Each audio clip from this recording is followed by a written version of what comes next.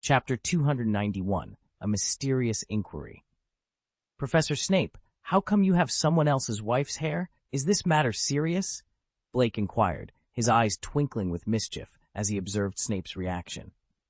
He had thought the commotion earlier had caused Snape to forget about his earlier question regarding his daughter. Blake couldn't let this opportunity slip away. After all, it was tied to his significant discovery. Let's discuss this elsewhere, Blake suggested, waving his hand to conjure a dimensional door. Without waiting for Snape's consent, he pulled the somewhat reluctant professor through the portal. To an onlooker, their camaraderie might seem odd, especially considering Snape had been in hot pursuit of Blake just moments before. However, Blake's strength was undeniable, and even someone as formidable as Hagrid would find himself effortlessly guided through the door by Blake. Snape, being much leaner, had no chance to resist. They emerged atop a flat mountain, surrounded by a few partially constructed wooden houses and several curious witches and wizards. Blake approached an elderly wizard, referred to as Old Rep, to inquire about a private place for discussion. The old man, donning a gray robe and a new pointed hat, pointed them towards cabin 147 with his pipe.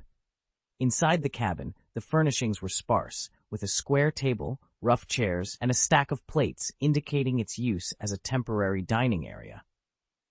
Blake gestured for Snape to take a seat, but the professor hesitated at the sight of the uncomfortable chairs. With a flick of his wand, Snape transformed one into a plush armchair, much to Blake's chagrin. "I've never seen such a luxurious chair in your office," Blake remarked, only to be met with Snape's disdainful silence. Snape then took a swig from a bottle he produced from his pocket, hinting at a hidden, comfortable chair in his bedroom meant for his use alone. The conversation shifted to Snape's consumption of a calming potion, a substitute for his failed attempt at brewing a joy potion, thanks to Blake's untimely interruption.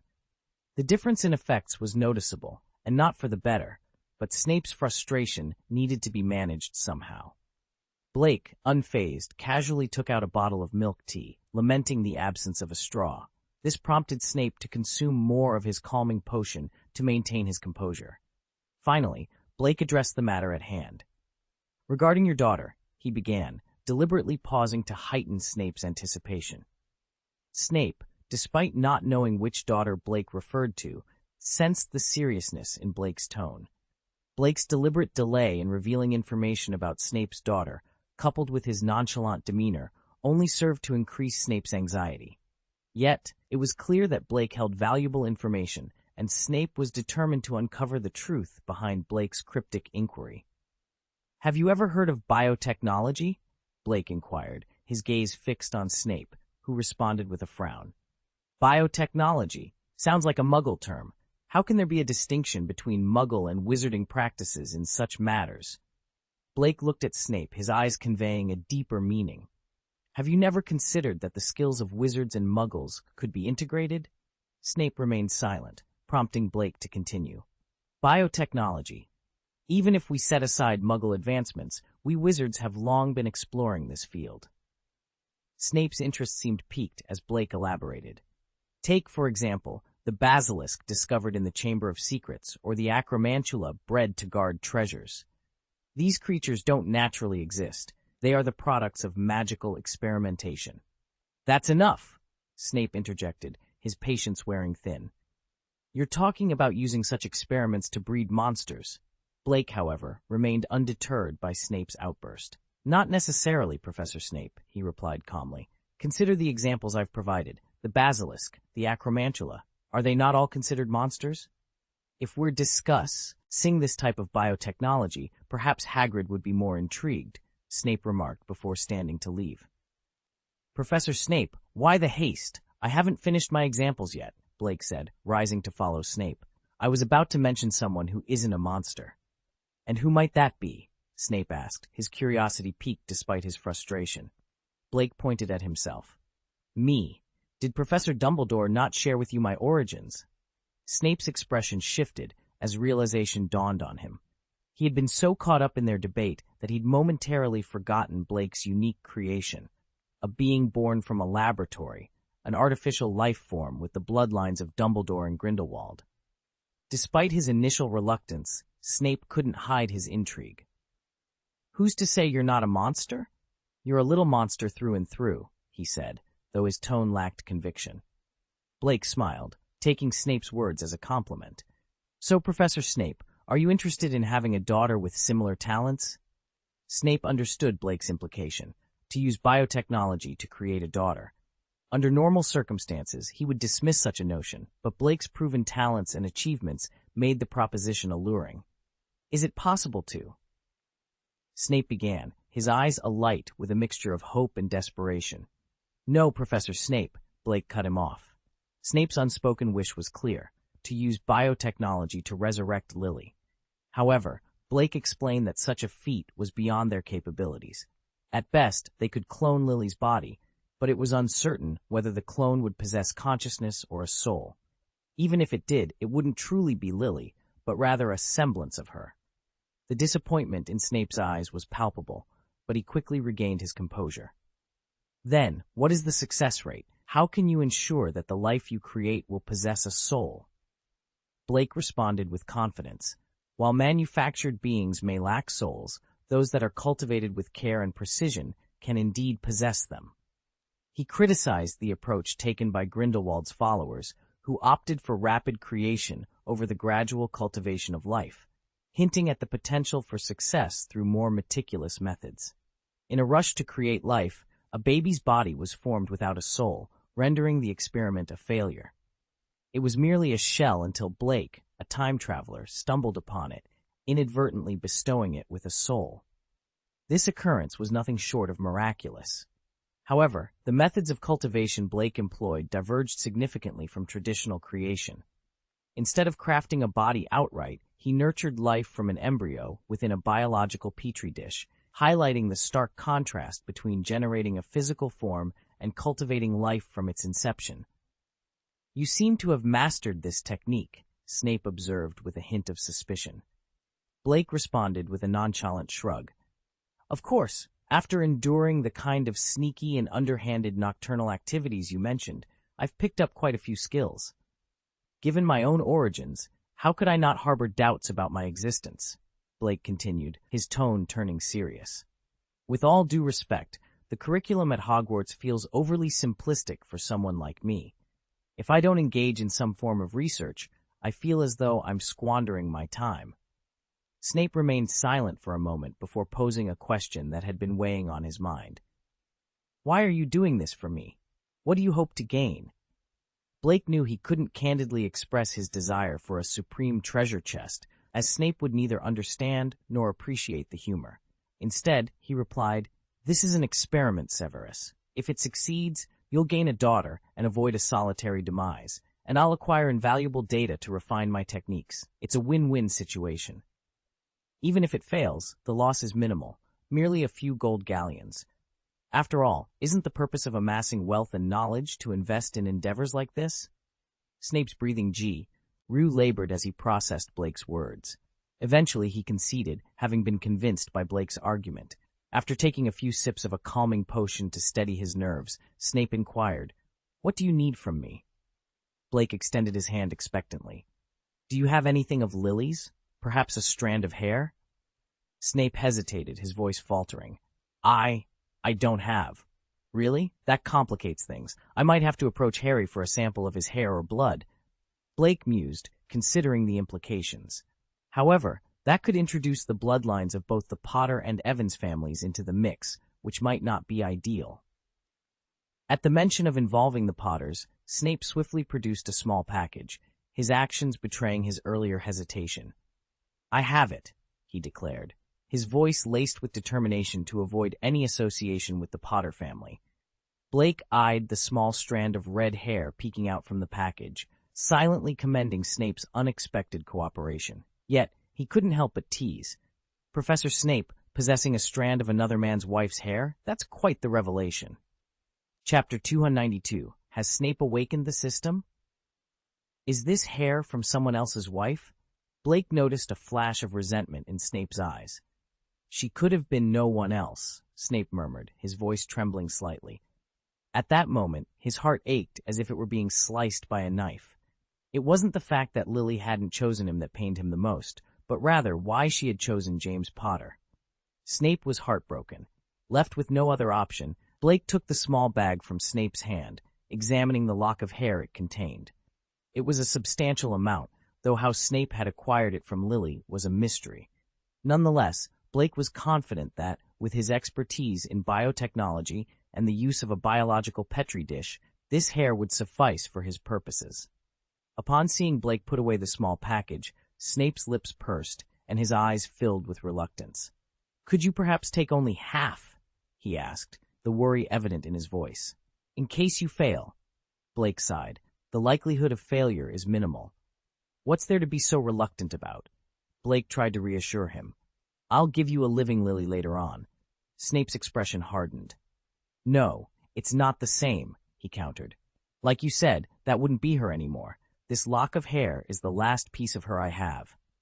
All right, Blake conceded, returning half of the hair to Snape.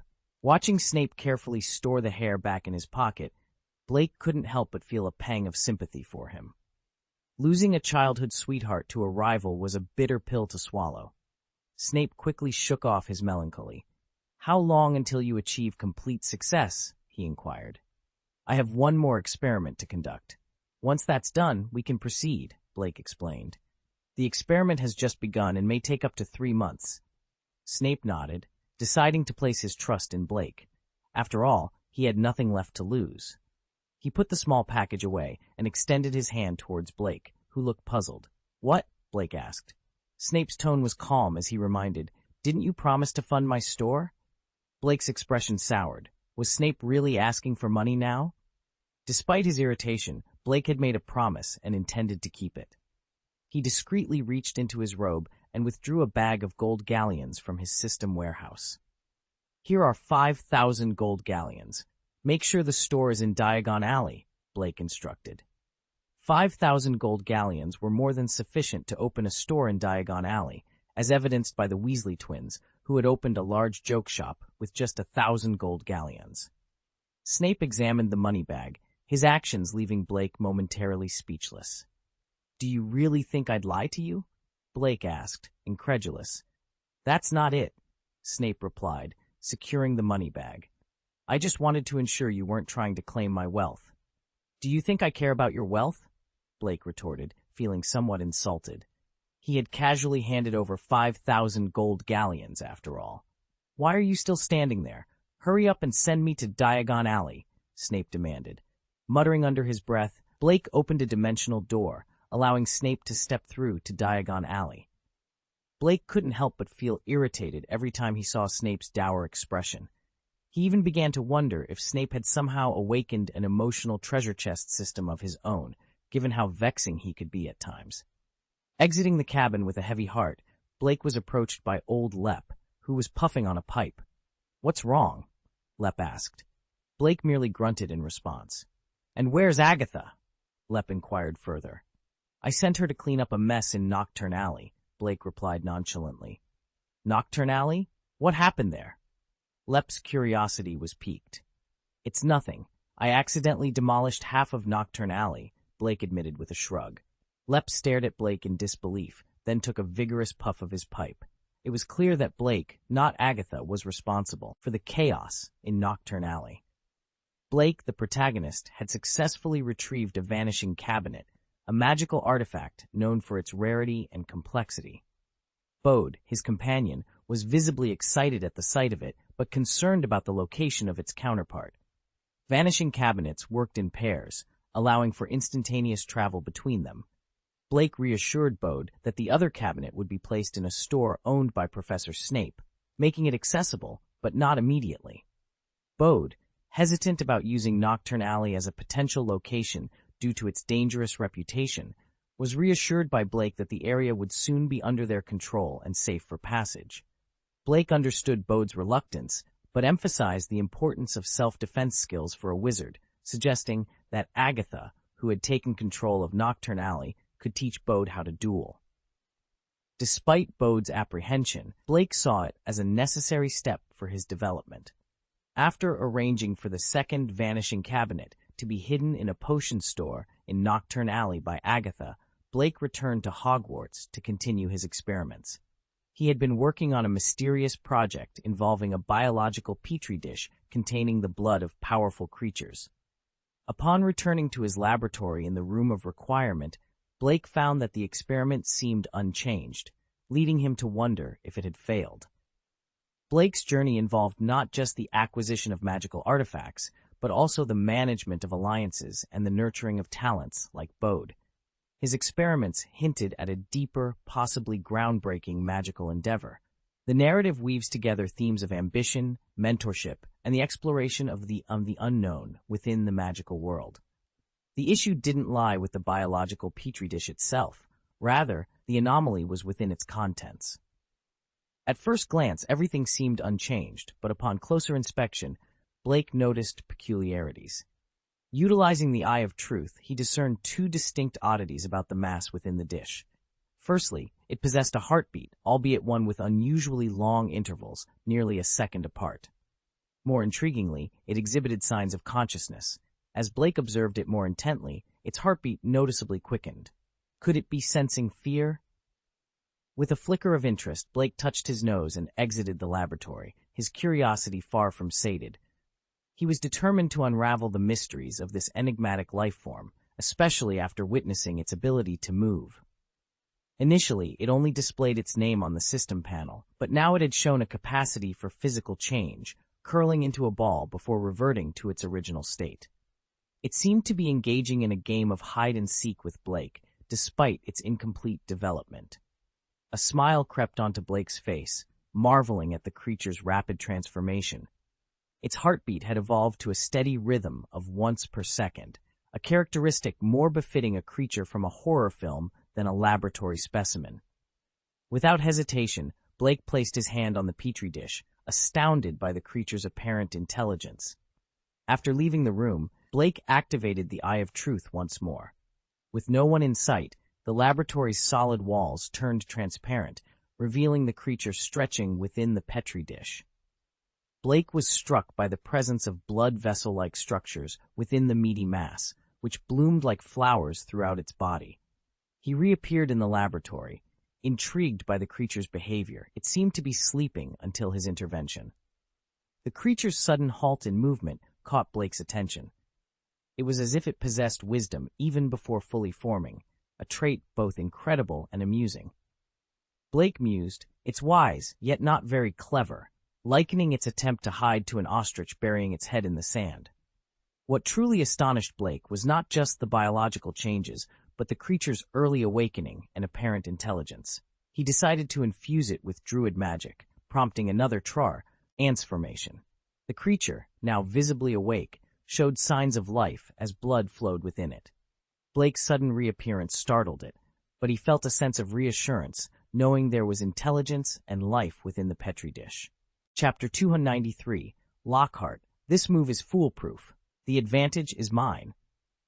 As Blake's druidic magic began to seep into the surroundings, the mass of flesh and blood creatures started to tremble. Even without using the Eye of Truth, Blake could clearly sense its fear. It must be said this entity was quite cunning. It pretended to remain unchanged, subtly revealing a hint of vitality. This was a strategy to avoid detection, giving the impression it was still alive to prevent others from assuming it was dead. Any other researcher observing this would likely have been deceived, setting aside their scrutiny and allowing the creature time to grow. Then, once fully developed, it could easily rebel. However, Blake was no ordinary researcher. He was seasoned and wise, always adhering to the principle of eliminating threats in their infancy. In combat, he believed in minimizing risks and never hesitated to deal damage when necessary. Thus, the creature had not anticipated that Blake would choose this moment to attack. Despite being a potentially alien entity from the future, it was not yet fully developed.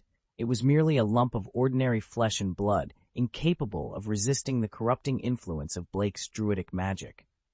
A clear beep sounded in Blake's mind as the system updated. A new entry appeared on the system panel, labeled Unknown Creature, with its attributes filled with question marks. Blake, intrigued, gently tapped the now subdued creature. Without its previous fear, the creature seemed to understand Blake's command, "Show me your true face."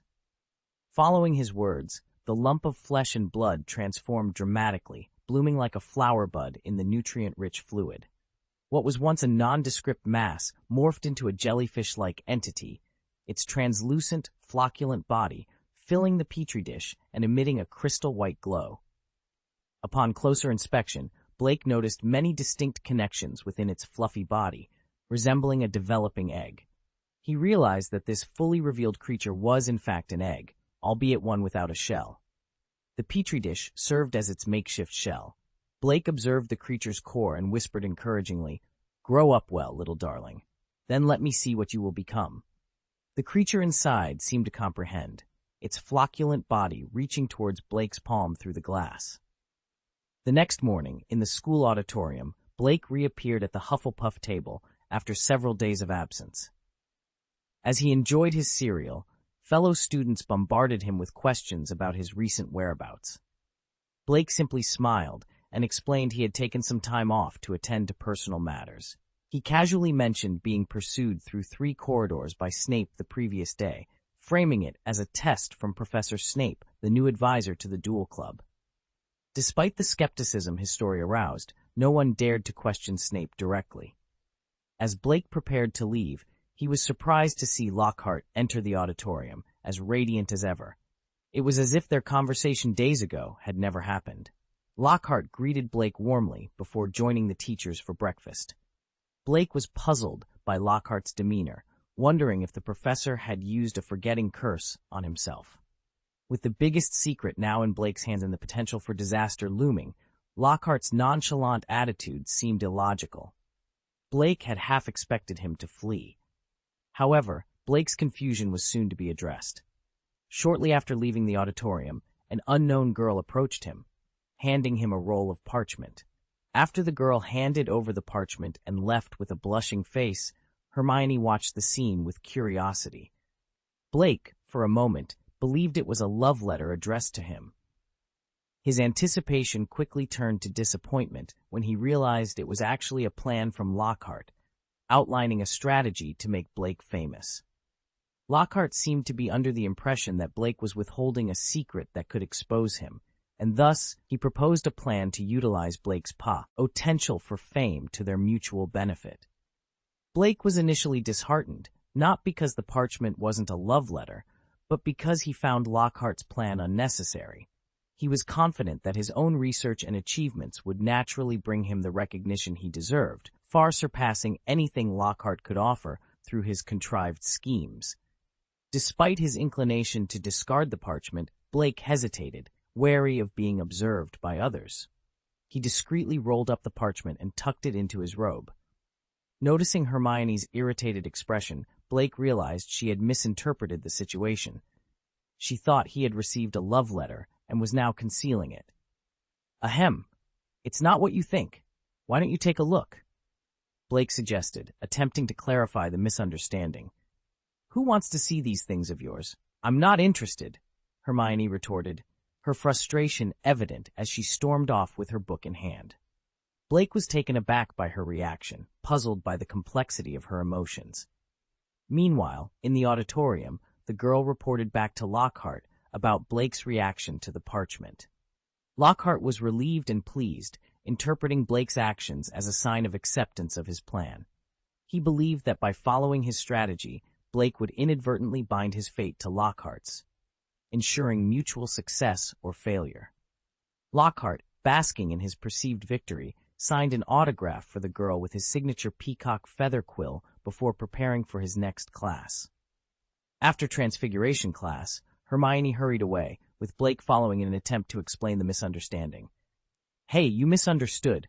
That one in the morning was really not a love letter. It was just some nonsense Lockhart sent me," Blake tried to clarify. Do love letters have anything to do with me?" Hermione responded, clearly annoyed.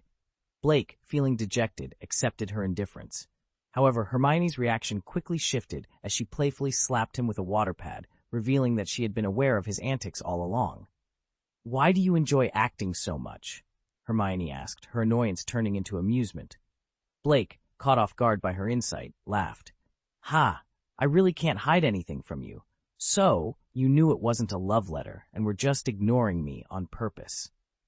Their conversation was interrupted by the realization that they had another class to attend. Hermione, still feigning irritation, reminded Blake of their schedule, prompting him to check his own. As they continued their day, the misunderstanding was left behind, a small yet memorable moment in their Hogwarts journey. Blake had crossed out all of Gilderoy Lockhart's defense against the dark arts classes from his schedule. "Oh, you're referring to Lockhart's class?" Blake asked, feigning surprise. "What's the point? To anyone unaware, it might seem like we're part of the drama club, not a defense against the dark arts class. I refuse to waste my time." Ever since Lockhart's disastrous incident involving a cage of pixies, his classes had lost all educational value. Instead of teaching, he would have students reenact scenes from his books, boasting about his supposed heroics and vast experience. Blake found these sessions pointless and chose to skip them, confident that Lockhart wouldn't dare to confront him about it.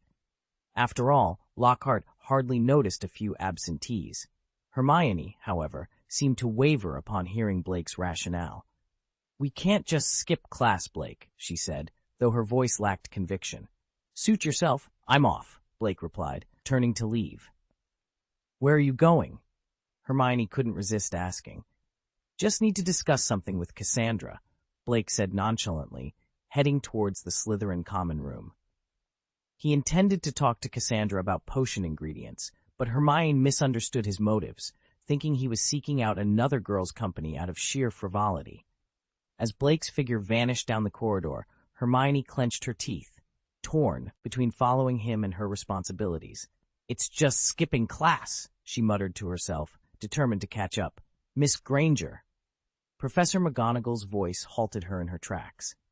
Holding a piece of parchment, McGonagall asked, "If you have time, could you help me check out these books from the library? I'm unable to go myself."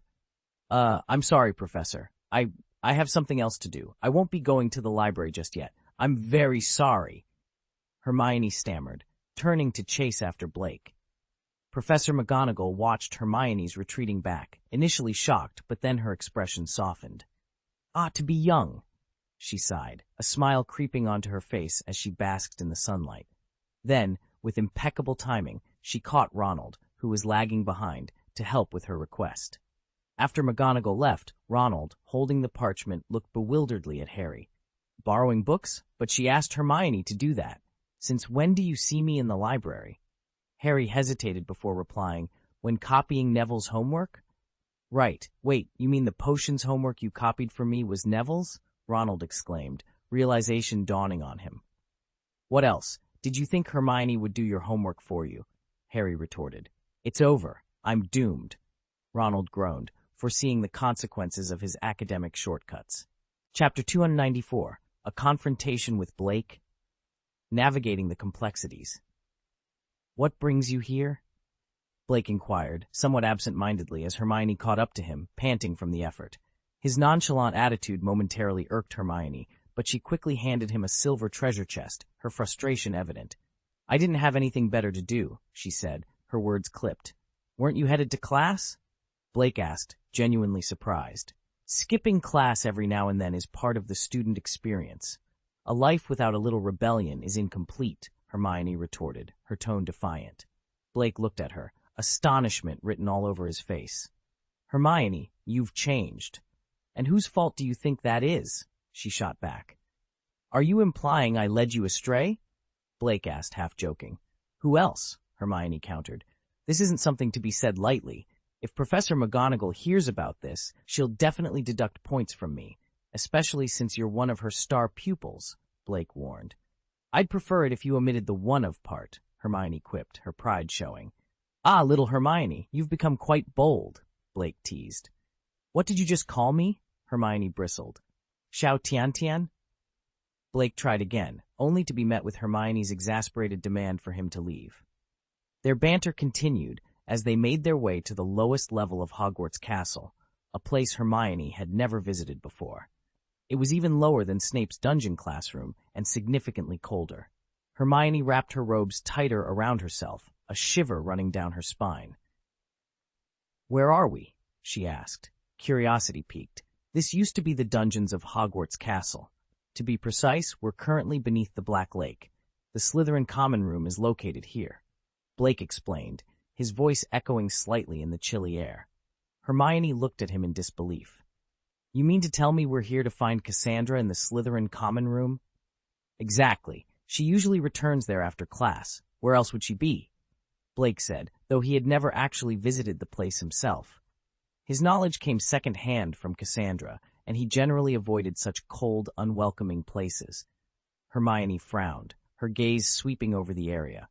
This place feels too desolate to be livable. Are you sure the Slytherin common room is here? Yes, right here, Blake confirmed, pointing to a wall adorned only by a snake sculpture. Despite his confident demeanor, Blake was relying on his eye of truth, having never been given the Slytherin password. So, you know the password then? Hermione asked skeptically, her own reluctance to share the Gryffindor password making her sensitive to the topic. No, Blake admitted, spreading his hands. But I assume Slytherins have a consistent method for their passwords, similar to how Dumbledore's office password is always a type of dessert. With a speculative look, Blake approached the wall, muttering, "Pure blood supremacy?" To their astonishment, the wall shifted, revealing a stone door as the snake sculpture slithered away. Blake turned to Hermione, who was clearly dubious, and explained, "I know it's hard to believe, but that was genuinely a guess. However, this is a rare opportunity. Let's explore the Slytherin common room." In truth, Hogwarts did not strictly prohibit students from other houses from entering different common rooms. For instance, anyone could enter the Ravenclaw common room as long as they could answer the riddle posed by the bronze door knocker, regardless of their house affiliation. This open policy seemed to contradict the very purpose of having passwords, but Blake wasn't concerned with the logic behind it. As Hermione followed Blake through the newly revealed doorway, her curiosity overcame her initial reservations. Together, they stepped into the Slytherin common room, ready to uncover what secrets it might hold. Blake walked into the Slytherin common room with an ease that suggested he belonged there, despite being as a student from another house.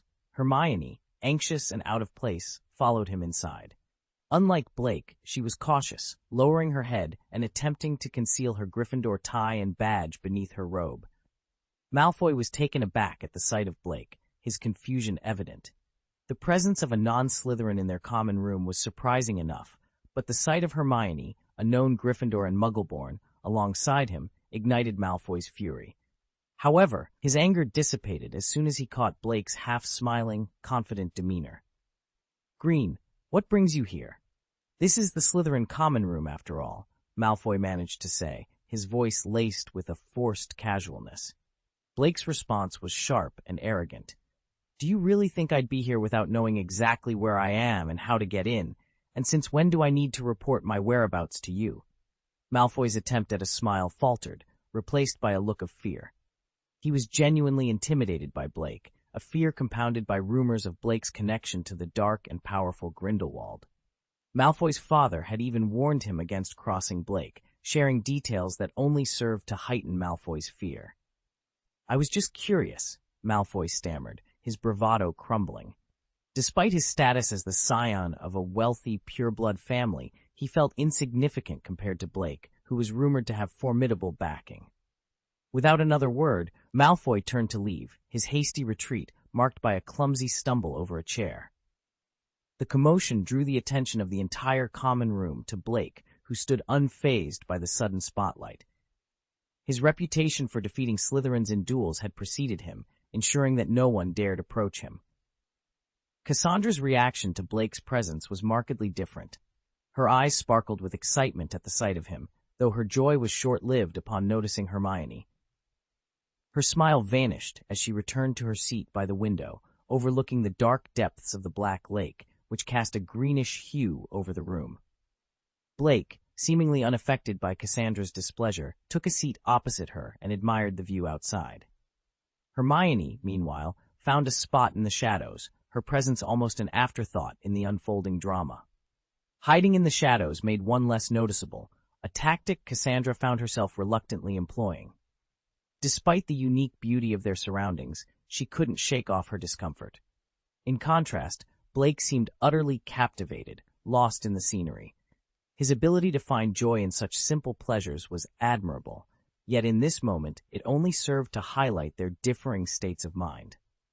"Hey, did you two really sneak into the Slytherin common room just to admire the view?" Cassandra couldn't hide her incredulity. "And you approached me just to catch some sleep?" she added, her tone laced with frustration. "I had the honor of inviting Professor Snape to become the ambassador for our potion shop," Blake replied nonchalantly, flipping over before sitting up again. "I'm in Diagon Alley because I need a vast array of potion ingredients. Medicinal supplies are in particularly high demand," he explained. "Of course not. I plan to collaborate with another family next. They're potion makers. They'll assist me in brewing," Blake continued, outlining his business strategy. Cassandra, who had been kneeling and rubbing her sore feet, looked up in surprise. "The Delacour family. You mean Fleur Delacour's family?" "What family?" she asked, puzzled. "The issue isn't the size of my store," Blake clarified, tapping the table for emphasis.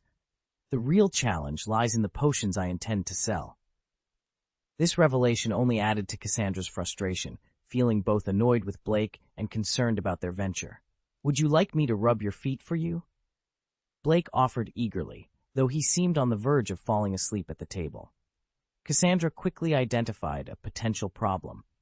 "If brewing potions requires so much energy, will you be able to dedicate enough focus to our shop in the future?" Without waiting for an answer, she stood and left, her body tense with irritation. "The scenery here is quite beautiful. I'll definitely come here more often in the summer. It's pleasantly cool, making it an ideal spot for a nap," Blake mused, yawning widely. Forget it. I don't need your help," Cassandra exclaimed, her patience worn thin. "Goodbye," she added, blinking her large emerald eyes in frustration. "What now?" she asked, her curiosity piqued despite herself. "I came to see you because I need your help with something," Blake admitted. "No way. How much potion material can your store possibly need?" Cassandra asked skeptically, her suspicion evident. This question only served to infuriate her further. Blake finally turned to face her, adopting a serious tone. "Actually, it's not as far-fetched as you think," he began, addressing her concerns directly. Cassandra realized too late the implications of her question. Meanwhile, Hermione, observing from the shadows, felt a sense of satisfaction at the unfolding drama. Thus, the idea of opening a potion shop was born, though not without its challenges. In a moment of frustration, Cassandra couldn't resist kicking Blake hard under the table. "Even if I brew the potions myself, it requires a significant amount of energy," Blake admitted, acknowledging the difficulties ahead. "The potions I plan to sell are no ordinary concoctions. The demand for materials is high, but the supply of finished products is limited," he explained, revealing the ambitious nature of their venture. At this, Cassandra found herself momentarily at a loss for words, her earlier composure shattered by the scale of their undertaking. Chapter 295. Snape, what's your money? This is all my milk powder money. Blake and Hermione were eventually expelled from the Slytherin common room, a feat only Cassandra dared to accomplish in the absence of the formidable Professor Snape. As they walked away, Hermione noticed Blake's indifferent demeanor and couldn't help but express her concern. "Is this really okay?" She seemed furious. Blake hummed in response, his tone nonchalant. "I anticipated her reaction when I decided to bring it up. It wasn't my intention to anger her, but rather to gauge her stance on the matter."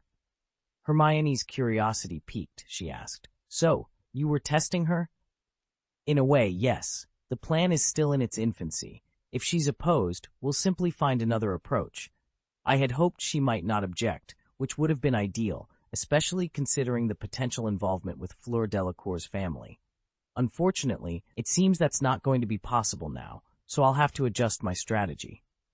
As for Cassandra, her anger will subside once she realizes I'm no longer pursuing an alliance with the Delacours. Hermione sighed, slightly disappointed. It was clear that Blake didn't necessarily need the Delacour family's resources or expertise. His actions were more about leveraging existing connections. However, he candidly admitted his true motive was to meet the Vila sisters, a plan Cassandra had seen through, leading to her refusal. Hermione, trying to change the subject, asked nonchalantly, "Is that Fleur, the girl you adventured with last time? She must be very beautiful, right?" Blake's heart raced at the question, realizing the potential for another misunderstanding. Determined not to let this lead to more complications, especially with their homework collaboration at stake, he decided to approach the question tactfully. "Do you know what a vila is?" he asked Hermione, who shook her head in response. Despite her extensive knowledge, she hadn't encountered everything yet. Blake quickly retrieved a thick book from his pocket titled "Are They Human or Non-Human?"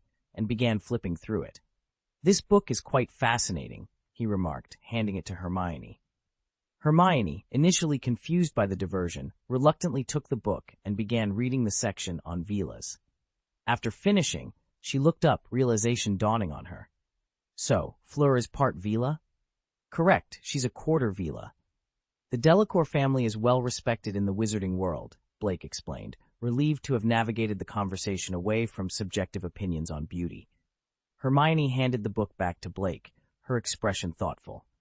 "I see. That makes sense. It's quite normal, I suppose. I have some things to attend to, so I'll be going now." "Oh, and I'm a bit tired today, so you'll have to manage your homework on your own. I'm confident you can handle it. Good luck."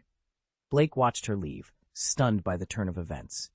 "Hey, I've learned," he muttered to himself, realizing that sometimes the best answer is found in a book, not in words. In the midst of planning, Blake learned a valuable lesson. Sometimes it's necessary to include those who don't adhere to conventional rules. Despite this insight, Blake had no intention of doing his homework that night. Instead, he found himself in the room of requirement an hour later, fervently writing in a journal. "Senior Tom, this transfiguration assignment is incredibly challenging. I can't manage to complete this homework on my own," Blake lamented, only to be interrupted by an unexpected offer from the journal. "What? You'll do it for me? That's rather embarrassing." Without hesitation, Blake eagerly accepted the help. He quickly fetched 2 bottles of ink and poured them onto the diary. Utilizing a magical quill, he watched as it automatically transcribed the contents of the diary onto his parchment. As he finished, a new message appeared in the diary. "I've finished your homework for you, so can you?" The message was abruptly cut off. With a mischievous smile, Blake pointed his wand at the diary and declared, "Everything is forgotten." The diary momentarily protested before resigning itself to its fate. A short while later, the diary introduced itself once again as Tom Riddle, as if nothing had happened. Days later, Snape returned to Hogwarts, just in time for his weekend potions class. Blake, having been informed of Snape's return, eagerly awaited him at the door of his office. Snape greeted Blake with his usual stoicism, informing him that the entire budget of 5,000 gold galleons had been spent on the new store, without sparing a single copper nut. Blake, accustomed to Snape's demeanor, was more interested in seeing the fruits of such a significant investment. He trusted Snape's capabilities, given his esteemed reputation with Dumbledore. Before visiting the store, Blake personally retrieved the vanishing cabinet from Agatha, who was training Bode, believing it was a task best done himself. The news of the new store had everyone at the base of the mountain buzzing with excitement. The potion store in Diagon Alley was not just any shop, it was to serve as their secret base and a secret passage to and from the mountain. Upon arriving in Diagon Alley with a large group of eager followers, Blake noticed Snape's discomfort. Despite his concerns, Blake led the group to the potion store, only to be met with a sight that left even the stoic Snape slightly unnerved. "You spent 5,000 gold galleons on this?" Blake asked, pointing to the modest and unremarkable shop before them. Snape explained his rationale, stating that buying the property outright, considering its strategic importance and the cost of renovations, was a sound investment. Blake, though skeptical, entered the store, still holding on to hope that the interior would justify the expense. Inside, he playfully questioned Snape about a chair that seemed oddly familiar. Snape, attempting to maintain his composure, suggested it was merely a coincidence. However, Blake, pointing out a distinctive mark on the chair, hinted at a deeper familiarity, suggesting that perhaps not all was as it seemed with the store's furnishings. This interaction underscored the complexity of their relationship and the intricate web of secrets and strategies that defined their endeavors in the magical world. In chairs of identical style, the similarities were uncanny. Big, probably, I'm not entirely sure myself. Snape's expression shifted, betraying a hint of discomfort. Really? You don't understand it well? Blake probed, skepticism lacing his tone. Professor Snape, you're more knowledgeable about this than you let on. Why does this gap remind me so much of the time you tried to hit me with a spoon and I used it to block, only for it to end up dented? Blake asked, his voice strained with frustration. Really? Perhaps it's just a coincidence, Snape replied, his face devoid of emotion. A coincidence? You're too shameless, taking kickbacks. Blake gestured towards the disarrayed decor of the shop, caught between laughter and despair. I could overlook the kickbacks if you just replaced the table, chairs, and benches as part of a redecoration effort. I'd let it slide. But to think you actually transported the desks, chairs, and benches from your office here, passing them off as new. Now I understand why you refused me entry to your office earlier. Did you move everything here? How am I supposed to accept this? If you had spent a few gold galleons on a second-hand set, I would have considered it an earnest effort on your part. Your blatant exploitation and your lack of effort to conceal it is astounding. Snape coughed awkwardly. You must understand, 5,000 gold galleons could buy a shop in Diagon Alley, albeit barely. To be frank, after making inquiries, the owner of this shop was open to selling. Unless you're merely renting, but frankly, if you're seeking a shop to conceal secrets, ownership is paramount, Blake said, exasperated. I concede that purchasing a shop is a wise decision, but this shop is certainly not worth 5,000 gold galleons. How much in kickbacks have you pocketed, you old scoundrel? Snape defensively covered the pockets of his robes. I haven't. I didn't. Stop spouting nonsense. Originally, Snape had a limited grasp of financial matters. However, the thought of potentially having a daughter in the future, Snape couldn't resist the urge to amass more for her benefit. Saving for baby formula wasn't easy, but Blake couldn't reclaim it. For someone like Blake, a major player, why pass up the opportunity to profit? Moreover, Snape felt entitled to his actions. After all, hadn't Blake altered a score from 37 to 19 right in front of Snape? If Blake could manipulate outcomes so blatantly, why couldn't he? Thus, Snape accepted the kickbacks without any guilt. Blake was at a loss for words. This was all for a daughter who was cherished even before her birth. Chapter 296, Grindelwald, A New Opportunity. Although Snape's methods in securing the store might have been underhanded, he wasn't wrong about one crucial aspect. Diagon Alley, being the heart of the British wizarding world's commerce, is a goldmine for any shop owner. The idea of owning a shop in such a bustling area is akin to possessing a hen that lays golden eggs. Why would anyone choose to sell such a lucrative asset? The logic is simple. A shop in Diagon Alley, whether operated by the owner or leased out, guarantees a steady income of gold galleons. However, the shop Snape had set his sights on was in a less than desirable location, right at the mouth of Nocturne Alley. The notorious reputation of Nocturne Alley meant that most people hurried past, giving the shop little chance to attract business. This was precisely why the owner was willing to part with it. As tensions between Blake and Snape seemed to escalate, an elderly wizard, Old Lep, intervened. Leave it to me, although it doesn't look promising now, he said, his confidence unwavering. But how? Someone asked, skepticism clear in their voice. Old Lep simply smiled, pulling out his wand. For a wizard, magic is the foundation. Who says you need gold galleons for a good renovation? Magic can achieve that and more. With a flourish of his wand, the shop began to transform. The cramped space expanded, the grimy walls and floors cleansed and renewed, all signs of decay and neglect erased as if by miracle.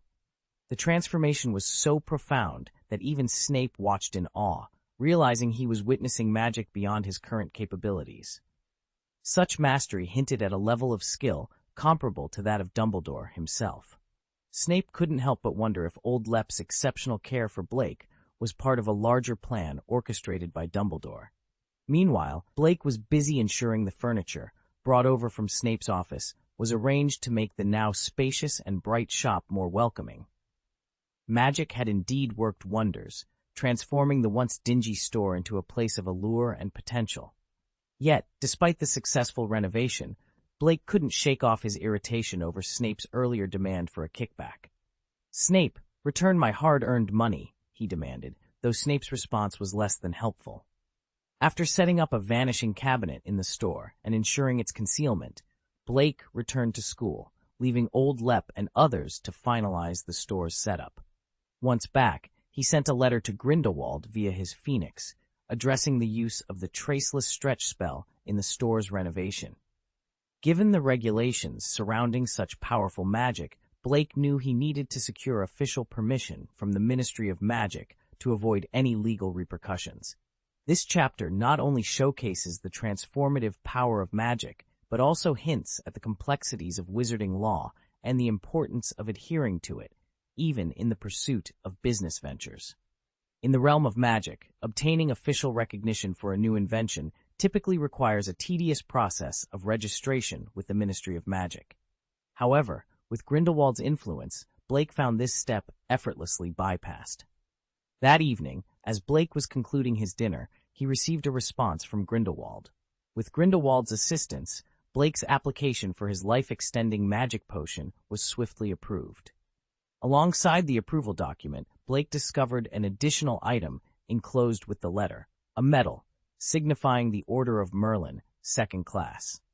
Setting the medal aside, Blake focused on the contents of the letter. Grindelwald expressed his delight in informing Blake that, after thorough testing by potion masters, his life-extending potion was confirmed to possess remarkable effects. As the potion's inventor, the medal was a token of recognition Blake rightfully deserved. Grindelwald candidly shared his belief that Blake's achievement warranted a first-class Order of Merlin. However, the decision-makers, hindered by their biases towards youth, decided on a third-class award. Grindelwald's outrage at their decision led to a confrontation that, if not for Dumbledore's intervention, might have escalated further. Ultimately, the award was upgraded to 2nd class, albeit without the ceremony Grindelwald felt Blake deserved. Grindelwald's letter continued with a critique of Dumbledore's complacency and a promise to leverage the daily profit for exposing the narrow-mindedness of the awarding committee.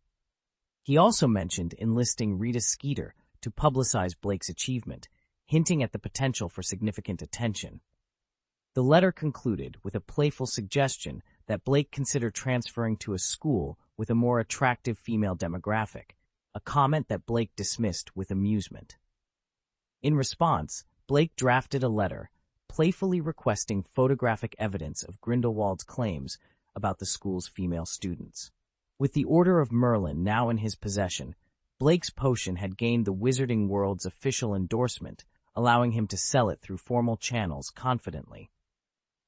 During this period, Blake began to mass-produce his life-extending potion, anticipating the publicity that Rita Skeeter's article would generate. He believed that with the Daily Prophet's coverage, his potion would become a bestseller. Upon learning of Blake's intention to solely market the life-extending potion, Snape expressed skepticism, citing the high cost of ingredients and limited production capacity. Blake, however, revealed his strategy to dilute the potion, allowing a single bottle to be transformed into 1,000, thus addressing Snape's concerns about inventory and cost-effectiveness. This innovative approach demonstrated Blake's entrepreneurial acumen and his commitment to making his life-extending potion accessible to a broader audience. "Bad heart? Look at what you've accomplished," Snape accused, his tone laced with disbelief. "Diluting a single bottle of magic potion into 1,000 bottles for sale? Are you even making sense?" he continued, his frustration evident. "Your heart must be black, right?" Blake, however, met Snape's accusations with a calm smile. "You're aware of the potency of my life-extending potion," he began, his voice steady and convincing. "You also understand the high costs associated with its production. Consider how many people could actually afford it if it weren't diluted. Even after dilution, the potion retains significant benefits. It can still delay aging and boost energy, all while being priced at less than 1% of the original cost. Why wouldn't we take this approach?" Snape found himself at a loss for words. Deep down, he knew Blake had a point. Having experienced the effects of the life-extending potion firsthand, Snape was acutely aware that selling it undiluted would necessitate a price tag of at least 1,000 gold galleons to break even. Yet, How many could truly afford such a luxury? Dilution, on the other hand, while reducing the potency, still offered considerable benefits at a much more accessible price. This strategy would not only make the potion available to those in need, but also ensure profitability for the magic shop. It was a win-win. "So, what's your pricing plan for the diluted potion?" Snape inquired, his curiosity piqued despite his reservations. Blake held up 3 fingers. 3 gold galleons per bottle, second level. This price strikes the perfect balance. It's neither too cheap to undervalue the potion, nor too expensive for our customers. Snape's face twitched in response, his conservative nature clashing with Blake's bold strategy. In his mind, even the undiluted potion's price of 1,000 gold galleons was steep.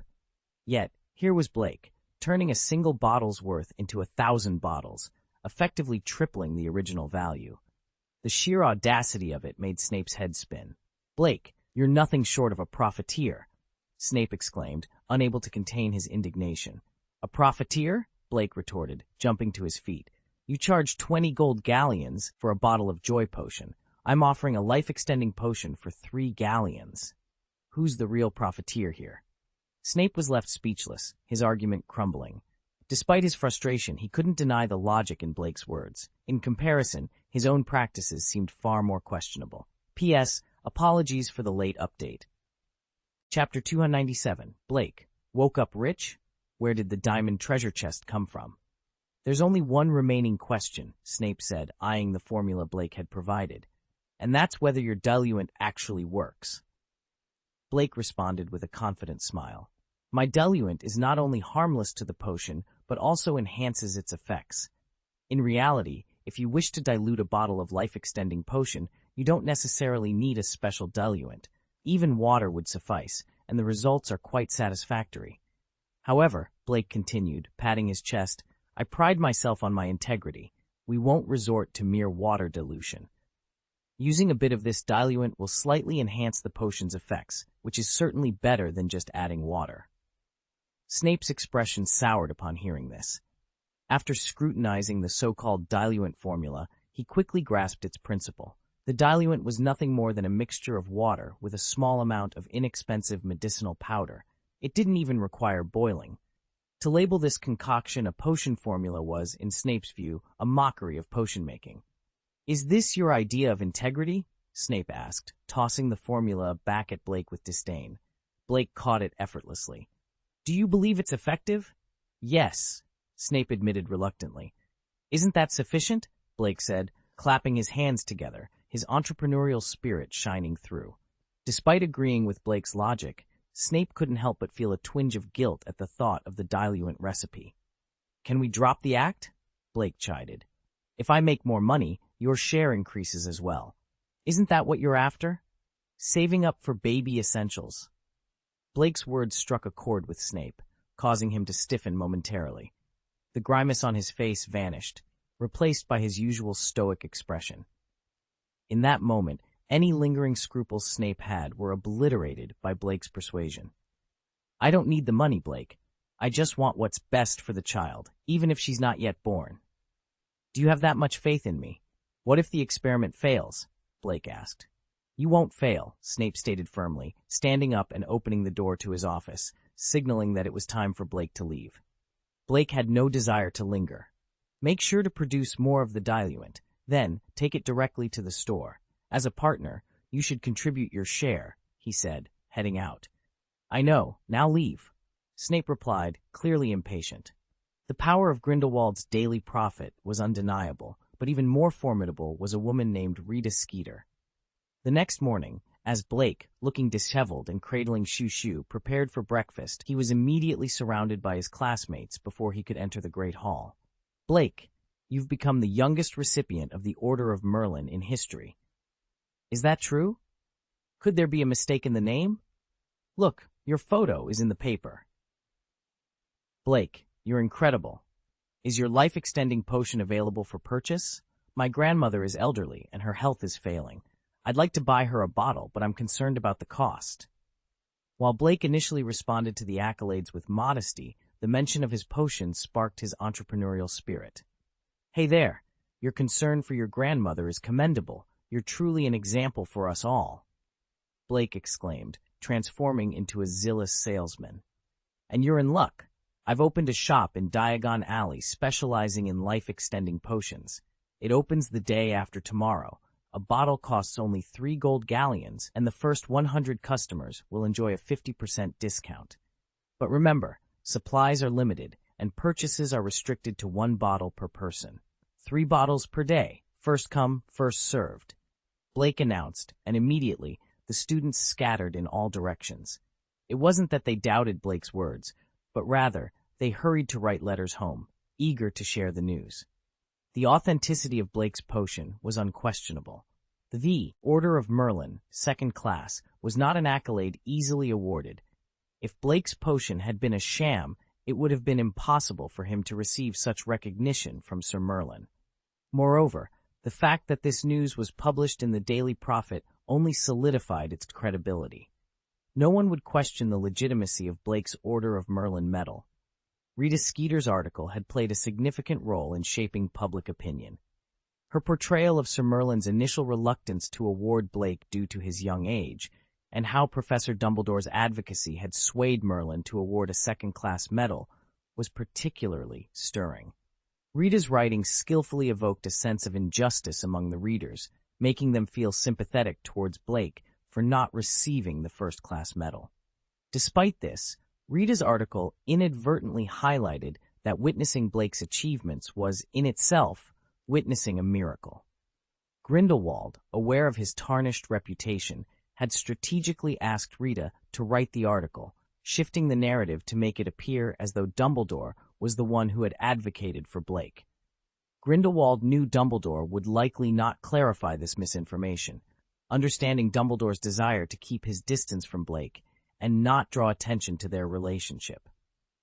This manipulation of public opinion was a calculated move by Grindelwald, and Blake was unfazed by it. He was too preoccupied with the system notifications that occasionally popped up, rewarding him with treasure chests whenever someone sympathized with his perceived injustice. Although the chances of receiving a chest were slim, the widespread readership of the Daily Prophet meant that the notifications were frequent, especially in the morning when the latest edition was delivered. Eventually, Blake had to figure out how to silence the system's notifications to enjoy some peace. Meanwhile, in a serene garden, Nicholas Flamel and his wife, Perenelle, were enjoying a walk together, something they hadn't done in 200 years. Gone were the wheelchairs and scooters they had previously relied on. Nicholas's complexion, once deathly pale, now had a healthy glow, and his movements were more vigorous, resembling those of a man in his prime rather than his actual age. Perenelle, too, no longer needed her wheelchair, a testament to their improved health. "It's incredible. We haven't felt this alive in centuries," Nicholas remarked, his voice filled with wonder. "Yes, that boy is truly a remarkable genius," Perenelle agreed, her face alight with admiration. "We knew he was gifted in alchemy, but his talent and innovation in potion-making are equally impressive." Nicholas Flamel, renowned for his alchemical prowess, also possessed considerable skill in potion-making, a fact not widely known. The Philosopher's Stone, his greatest alchemical achievement, required more than just alchemical knowledge to produce the elixir of life. It demanded mastery in potion-making as well. The formula for the elixir of life, a closely guarded secret, underscored the intricate link between alchemy and potion-making in their quest for longevity. Life is not a commodity that can be easily extended. This was a truth that Nicholas Flamel, the renowned alchemist, knew all too well. The formula for a life-extending potion, sent to him by his disciple Blake, was a revelation. Upon personally testing the potion, Flamel was astounded by its effects. It was a remarkable blend of life extension and rejuvenation, something even the legendary elixir of life had not achieved. His body, which had been showing signs of decay, began to rejuvenate, as if touched by the vitality of spring. This potion did not merely delay aging, it infused the user with a robust vitality, a feature unprecedented in previous elixirs. The impact of such a discovery was profound. Nicholas Flamel and his wife, Perenelle, were deeply impressed by Blake's achievement. Holding up a copy of the Daily Prophet, Perenelle voiced her disappointment. "The Order of Merlin, 2nd class. That's undervaluing the contribution. If such a groundbreaking potion doesn't earn the first-class order of Merlin, then what does? Nicholas pondered, half-jokingly suggesting, perhaps Blake will receive it as an adult. Meanwhile, a bottle of this life-extending potion found its way to Dumbledore's desk. Blake had sent a pure, undiluted sample to his elder, a gesture of profound respect and affection. Dumbledore, who did not harbor a fear of death like Voldemort, initially hesitated. The potion represented more than just an extension of life. It was a gift from a young mind, making it inherently valuable. After some contemplation, Dumbledore opened the bottle and drank the potion in one swift motion. Almost immediately, he felt a surge of energy revitalizing his body and spirit. The fatigue from climbing to his office vanished, and he felt as vigorous as he had 20 years prior. To his astonishment, he noticed that half of his white beard had turned black. This potion is truly remarkable, Dumbledore mused, acknowledging the underappreciation of Blake's work. In another part of the world, Grindelwald, holding a bottle of the same potion, boasted to Vita Rohirr, a witch of dignified age and appearance. The Order of Merlin, second class, is indeed too low for such a marvel. Do you realize? A single bottle is worth at least 1,000 gold galleons. And yet, the boy gave it to me freely. He holds me in high regard. Vita, ever cautious, requested to examine the potion. Grindelwald, protective of the gift, responded defensively. The boy gave this to me. What are you implying? That you wish to purchase your own? I merely suggest caution. It's Dumbledore's protégé, after all, Vita replied, her tone measured. Grindelwald dismissed her concerns with a wave of his hand. You don't understand Dumbledore. If he were to resort to such methods, he wouldn't be the man we know. And certainly, our past duel would never have occurred. Despite Vita's reservations, Grindelwald uncorked the bottle and consumed the potion in one gulp. Vita, seeing his decision, chose to remain silent. After all, the gesture of accepting and using the gift was a testament to the trust and respect between the giver and the recipient, transcending any potential risks. Grindelwald raised his hand, observing it quietly. Vita, watching closely, was astonished to see the wrinkles on Grindelwald's hands rapidly disappearing. Her breath hitched at the sight. The allure of youth is irresistible to many, and Vita was no exception. Did you mention his potion shop opens the day after tomorrow? Grindelwald asked, a smile playing on his lips. What? Has your interest been piqued once more? Weren't you skeptical of his potions previously? As they spoke, some of Grindelwald's gray hair began to revert to its youthful black. Witnessing this transformation, Vita's eyes welled with tears. The passage of time is relentless, and for witches of Vita's age, a potion offering the promise of youth holds a dangerous appeal. Especially now, as Grindelwald seemed to reverse in age before her very eyes. I was mistaken, Vita conceded, her voice firm. The prospect of accessing such a potion was too tempting to resist. Ha! You needn't rush on the day of the opening. The diluted version will be available for sale, Grindelwald teased, watching her reaction closely. What? This? Disappointment washed over Vita's face, her hopes dashed. But, Grindelwald interjected, reaching into his pocket to retrieve another bottle. The young man has heard of your loyalty and service to me, so, he presented the bottle to Vita. This was sent by him. He also mentioned that should you need more, he has plenty. Vita was momentarily stunned, then accepted the bottle with trembling hands. Her usually sharp gaze softened considerably. He hasn't even met me. Yet he's so considerate. Grindelwald observed this change in Vita, a reflective sigh escaping him. He hadn't anticipated the young man's understanding of human nature, capable of melting even the coldest of hearts with a few well-chosen words. Later that night, when Blake accessed the system space, the silence was palpable. He had disabled the system notification sounds, and now, faced with 3 or 4 extra diamond treasure chests, he fell into contemplation. P.S. Today's journey was long. I've only just arrived. Chapter 298, The Wand of Wishful Thinking. The roommate's little secret. Blake had once again skipped class during the day, opting instead for a blissful day of sleep. Upon waking, he was pleasantly surprised to find his system space overflowing with diamond treasure chests.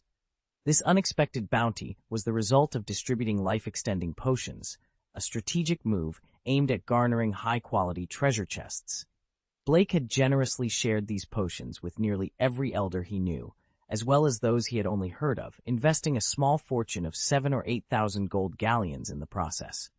However, the sight of the treasure chests in his system space confirmed that his plan had been a resounding success. "System, let's synthesize these treasure chests," Blake commanded, momentarily met with silence.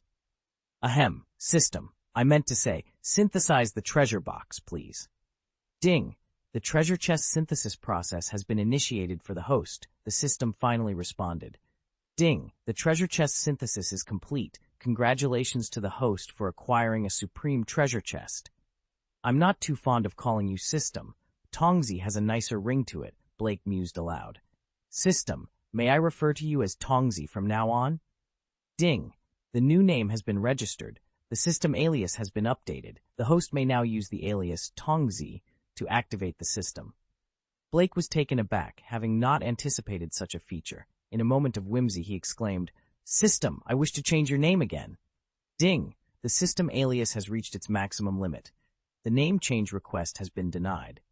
What about modifying the alias? Ding! Once an alias is established, it cannot be altered. Ah, that's unfortunate. Had I known, I would have chosen Xiao Tiantian instead. Blake lamented briefly.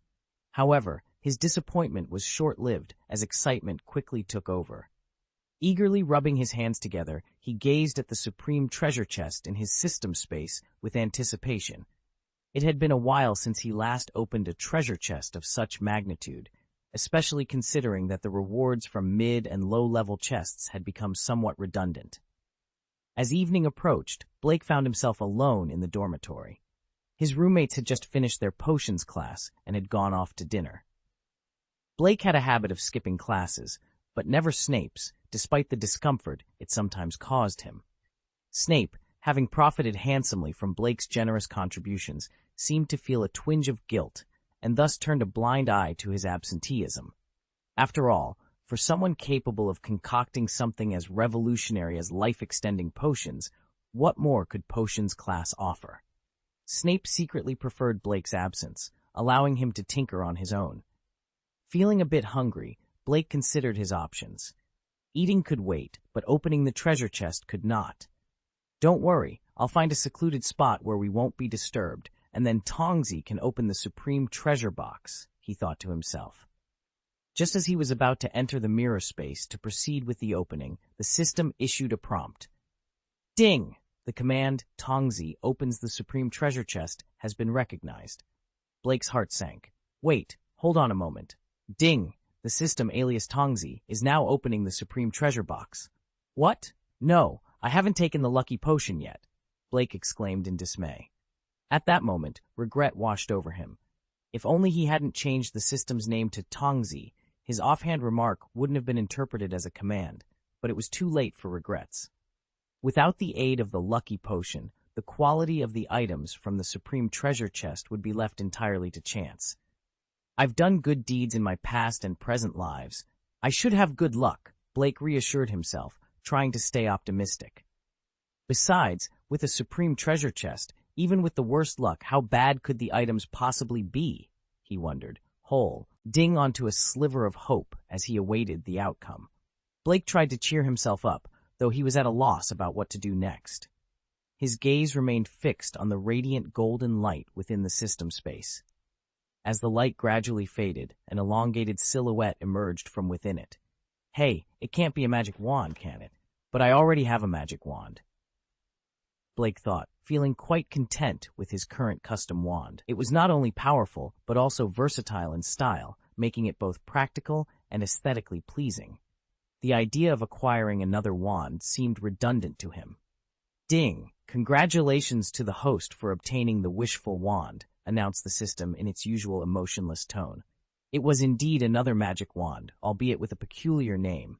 However, to Blake's disappointment, it appeared to be nothing more than a plain gray stick. His excitement quickly dwindled. Why did I even get my hopes up? He muttered, half expecting the system to show some sign of intelligence or dissatisfaction with his random naming, perhaps as a form of retaliation. Curiously, Blake reached out, and the next moment, the gray stick materialized in his hand. It felt warm and smooth, reminiscent of jade, which was pleasant to the touch. Yet it seemed unremarkable, lacking the power boost of his custom wand and devoid of any decorative features. Its plain gray appearance left much to be desired. "What's the use of this?" he wondered, considering that even the least impressive items from the supreme treasure chest usually held some renown. Suddenly, Blake sensed something unusual. He pointed the wand at a nearby chair, and to his astonishment, the chair began to rise slowly without him uttering a single incantation. This was not a case of using a silent spell. It seemed that no verbal spell was required at all. As long as Blake had a specific intention in mind, the magic would manifest. "This is incredible," he exclaimed. Previously, even for spells that Blake could cast without vocalizing, he still needed to silently recite the incantations in his mind. Now, with the wand in hand, mere thought was to produce magical effects. He tested this newfound ability on a pile of scrap paper, transforming it into a pristine sheet of letter paper with the previous writing erased, all with a single thought focused on cleaning and repairing. Blake was genuinely surprised. Before, such a task would require him to mentally recite 2 different spells, but now a mere thought was sufficient to achieve the desired outcome. When he pointed the wand at the letter paper again, the previously erased handwriting miraculously reappeared. This was a revelation. The writing, once removed by a spell, was thought to be irrecoverable. Yet with a simple change in his intention, Blake managed to restore it. It was at this moment that Blake truly appreciated the significance of the wishful in the wand's name. The wishful wand allowed him to cast spells exactly as he desired, bypassing the need for incantations. Although it didn't enhance his magical power, the convenience it offered was unparalleled. For someone of Blake's skill, the power boost was inconsequential compared to the utility of a versatile wand. Holding the wand, now seen in a new light, Blake was filled with excitement. He began to envision countless applications for it. Suddenly, the once mundane, even unattractive gray wand seemed like the most precious tool in his possession. Blake marveled at the beauty of his custom wand, a piece of craftsmanship that seemed almost too exquisite to use. "Oh, I didn't expect you to retire so soon, but—" His words trailed off as the system's alert interrupted him. "Ding! An object eligible for copying has been detected," followed by, "Ding! Ability is being copied." Holding the 2 wands in his hands, Blake was taken aback. "Copy?" he mused aloud. "Does this mean the wand of wishful thought can replicate the abilities of a custom wand?" The system remained silent, offering no explanation. However, Blake felt a mysterious connection between himself and the custom wand, though nothing appeared different on the surface. Utilizing the eye of truth, he noticed a thin, translucent line linking the 2 wands. "Ding! Copying completed," announced the system. The thin line vanished as quickly as it had appeared. Blake examined the unchanged custom wand before putting it away. He then focused his attention on the wand of wishful thought, noticing subtle changes. The wand now exuded an understated yet luxurious aura, sending a shiver down Blake's spine. In his shock, Blake glanced at a letter, noticing Roger's panicked expression. It dawned on him that without the need for a custom wand's ability, he wouldn't have been so alarmed. The once gray wand had transformed into a sleek, pure black, adorned with intricate dark golden patterns, including a majestic golden dragon coiled around it. "Blake, good evening," greeted Roger Malone, his roommate, as he entered the dormitory. Blake, still engrossed with the wand, barely acknowledged him. Roger's attention was caught by a piece of paper on the table. "Dear Wayne Hopkins, I am your dearest roommate, Roger Malone." His smile froze as he read further. Blake, previously distracted by the wand, hadn't noticed Roger's reaction. Upon seeing the first sentence of the letter, he realized he hadn't read its content earlier. Proud of his creation, Blake had completed his own wand warmer. Roger, in disbelief, asked, "How did you manage to fix that?" "I've obviously." It seemed the wand of wishful thought couldn't use its magic on itself, a limitation Blake hadn't considered. Yet, it had successfully copied the custom wand's ability to be customized and enhanced. This allowed Blake to alter the appearance of the wand of wishful thought to his liking, a realization that struck him with surprise. After all, without a second wand of wishful thought, Blake couldn't cast spells on it. This revelation left him in awe of his newfound capabilities. Chapter 299, Snape, I feel like you disrespect me. A little Blake made a rare appearance in the library that night, much to Hermione's surprise. It was even more unusual that he completed his homework independently, insisting on Hermione's verification not once, but 3 times. Hermione, who had finished her homework early, had intended to return to the dormitory for some rest. However, Blake seemed unusually intent on delaying their return. Despite his own struggle with the late hour, Blake also kept Hermione from leaving, much to her sleepy frustration. They remained in the library until Madame Pince finally ushered them out at closing time. "Are you trying to get back at me for not giving you the homework earlier?" Hermione asked, her voice tinged with annoyance as she awkwardly held her school bag. "No, I just wanted to spend more time with you," Blake admitted, catching Hermione off guard with his directness. Hermione's eyes darted away, unable to meet Blake's gaze. "I don't understand." "What's there to understand?" Blake looked at her, his tone a mix of admiration and resignation. "You're a wonderful person. Why wouldn't I like you?" "Never mind. I've troubled you enough tonight. I should go." After Blake left, Hermione was left in a daze, trying to process the evening's events. "What just happened? What's going on with him?" I thought. She muttered to herself, her frustration evident. "I expected a storm, but it was just a drizzle." Meanwhile, Blake, oblivious to Hermione's vexation, made his way to room 277, planning to spend the night there. Discovering his roommate's significant secret made returning to his own dormitory seem trivial. Plus, he had enjoyed the evening with Hermione, despite the awkward ending. Upon arriving, Blake checked on the creature in the biological petri dish, which had now acclimated to his presence, resembling a jellyfish more than a meatball. Finding nothing amiss, he transformed a simple wooden bed into a luxurious velvet-covered one with a flick of his wand. The convenience of the wand made the makeshift accommodations quite comfortable. As Blake lay in bed, the system occasionally beeped, signaling the arrival of treasure chests, a reminder of the ongoing impact of today's Daily Prophet article. He anticipated the influx of treasure chests once the store officially opened and customers experienced the magic potion for themselves. However, while Blake drifted off to sleep, Lockhart was restless, consumed by jealousy and regret. He had seen the Daily Prophet and was envious of Blake's accolades, including the Order of Merlin, 2nd class. Lockhart mistakenly believed that Blake's fame was a result of his own unexecuted plan, which had similarities to Blake's achievements. He had envisioned using his fame to elevate Blake and then leveraging his connections for further publicity. Lockhart's thoughts were a mix of envy and frustration, unable to accept that Blake's success had surpassed his own, even with Dumbledore's support. Lockhart was seething with jealousy. He had envisioned a grand plan where he, alongside Blake, would bask in the glory of a groundbreaking discovery. He had imagined the newspapers filled with their achievements, the accolades they would receive, and the fame that would follow. In his mind, it was a partnership that would elevate him back into the limelight, a place he sorely missed. However, Blake had other plans and pursued the accolades on his own, leaving Lockhart in the shadows, unnoticed and unmentioned. Lockhart couldn't stand the thought of being left out.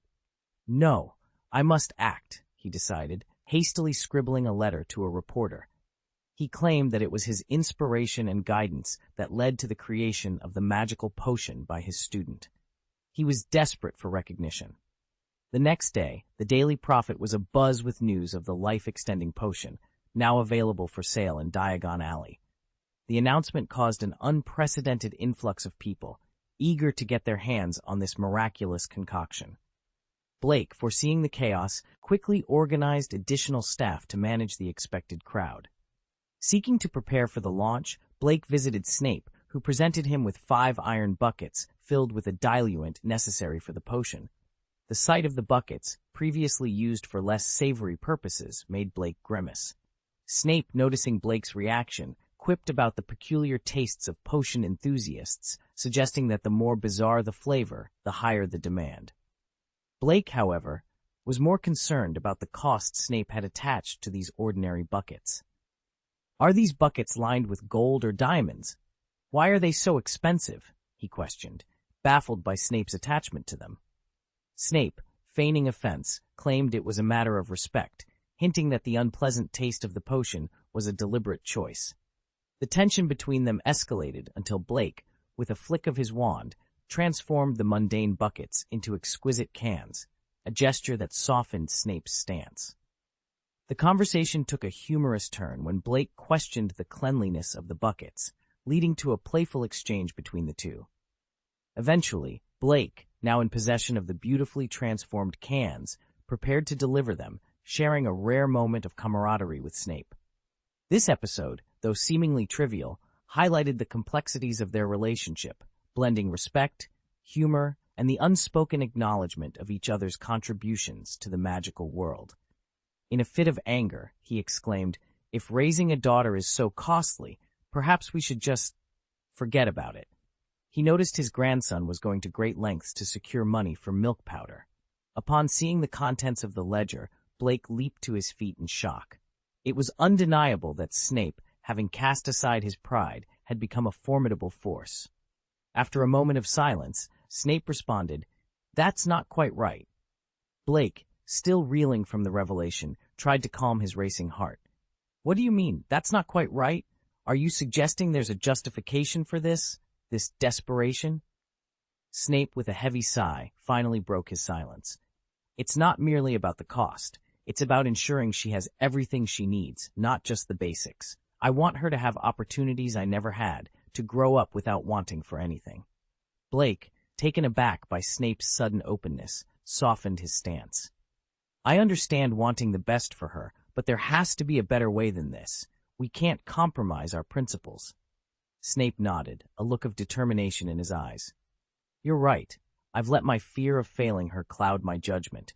We need to find a sustainable way to provide for her, one that doesn't involve losing ourselves in the process." Together, they began to brainstorm, each suggestion bringing them closer to a plan that felt right. It was a challenging path they were about to embark on, but for the sake of the little girl who had unwittingly become the center of their world, they were willing to face it head-on. Chapter 300, Cassandra, I asked you to find the Delacour family, not Fleur. Lockhart was perplexed as he read the latest edition of the Daily Prophet repeatedly. His name was nowhere to be found, not even a single mention.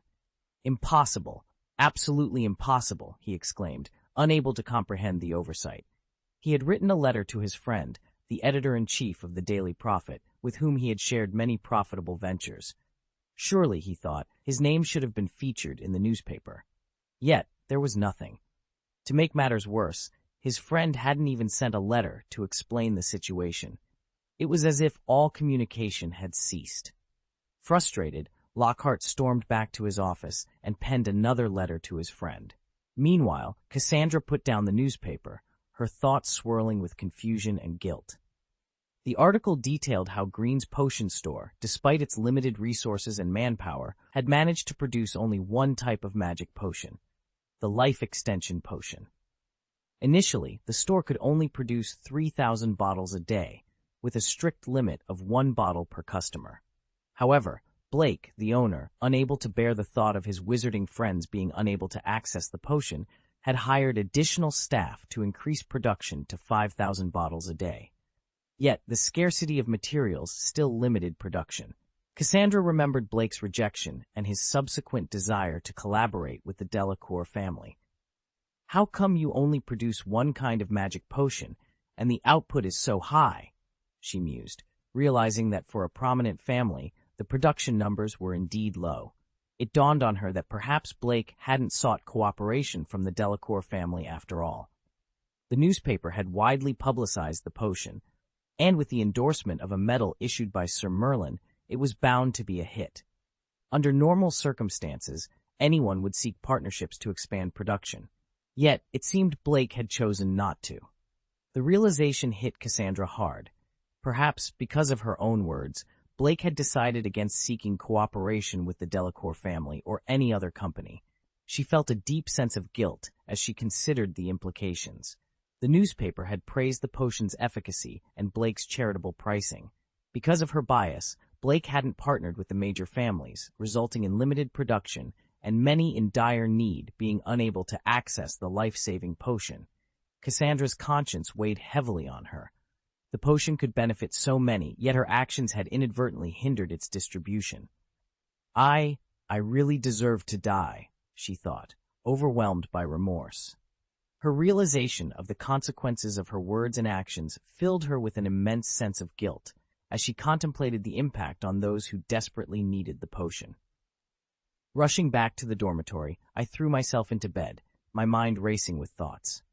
No, I must persuade Blake. We need the Worley and Delacour families to collaborate.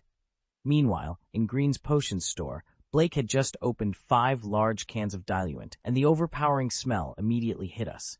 I couldn't help but sneeze.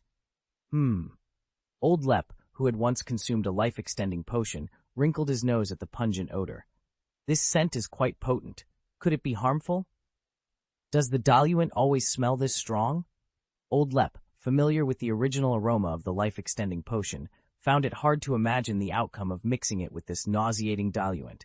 Blake, grimacing, covered her nose as she glanced at the 5 jars, her face turning a shade of green. Mud Snape, you're truly relentless. I wish you'd use a cleaner container. It's not a significant issue, Tulip, Blake said, pulling out his wand with a hopeful gesture. He cautiously aimed it at the jars. To our amazement, the foul smell vanished instantly, replaced by a refreshing aroma of grass and trees that invigorated everyone present. Blake, pleased with his handiwork, twirled his wand. The ability to transform thoughts into reality is truly exhilarating. Just now, I wished to replace that awful stench with the fragrance of vegetation, and it worked. Agatha, witnessing Blake's spellcasting, was visibly impressed. Blake, what spell is that? Could you teach me? If we knew this spell, we wouldn't need to buy perfume ever again. This question caught Blake off guard. The limitation of his wand was that it executed magic without revealing the spell used. As the spellcaster, Blake could only witness the outcome without knowing the specific incantation. Just as Blake was about to deflect the question, his wand warmed slightly, and a spell formula flashed through his mind. Astonished, he realized that his wand could directly convey the spell needed. This revelation thrilled Blake, as it meant he could easily invent or combine spells in the future without having to figure them out himself. Agatha, the spell is a Lomo. Simply recite the incantation and envision the scent you desire, Blake explained calmly, hiding his excitement. Agatha eagerly tried the spell. A Lomo. Instantly, a rich jasmine fragrance wafted from her robe. It works, she exclaimed, delighted. Blake, initially anxious, sighed in relief upon seeing that the spell worked for others as well. This was crucial. If the spell were exclusive to him, it would limit his ability to showcase new spells and discover magical treasures. Blake, how long does the scent last? Agatha inquired. Blake smiled. Unless you use the spell to remove it, the fragrance will remain indefinitely. Old Lep chuckled. I doubt perfume merchants will appreciate this spell, as he pulled out his tobacco, seemingly considering altering its flavor as well. Let's focus on bottling the potion now, Blake suggested, waving his hand to summon a row of small bottles across the table. Unlike the efficient production lines of the Muggle world, wizards relied on their magical prowess for such tasks, as demonstrated by Old Lep and Blake in their potion-making endeavor. Isn't this the perfect time to use magic? Old Rip said as he waved his wand, and a diluted version of a life-extending potion was added to each jar.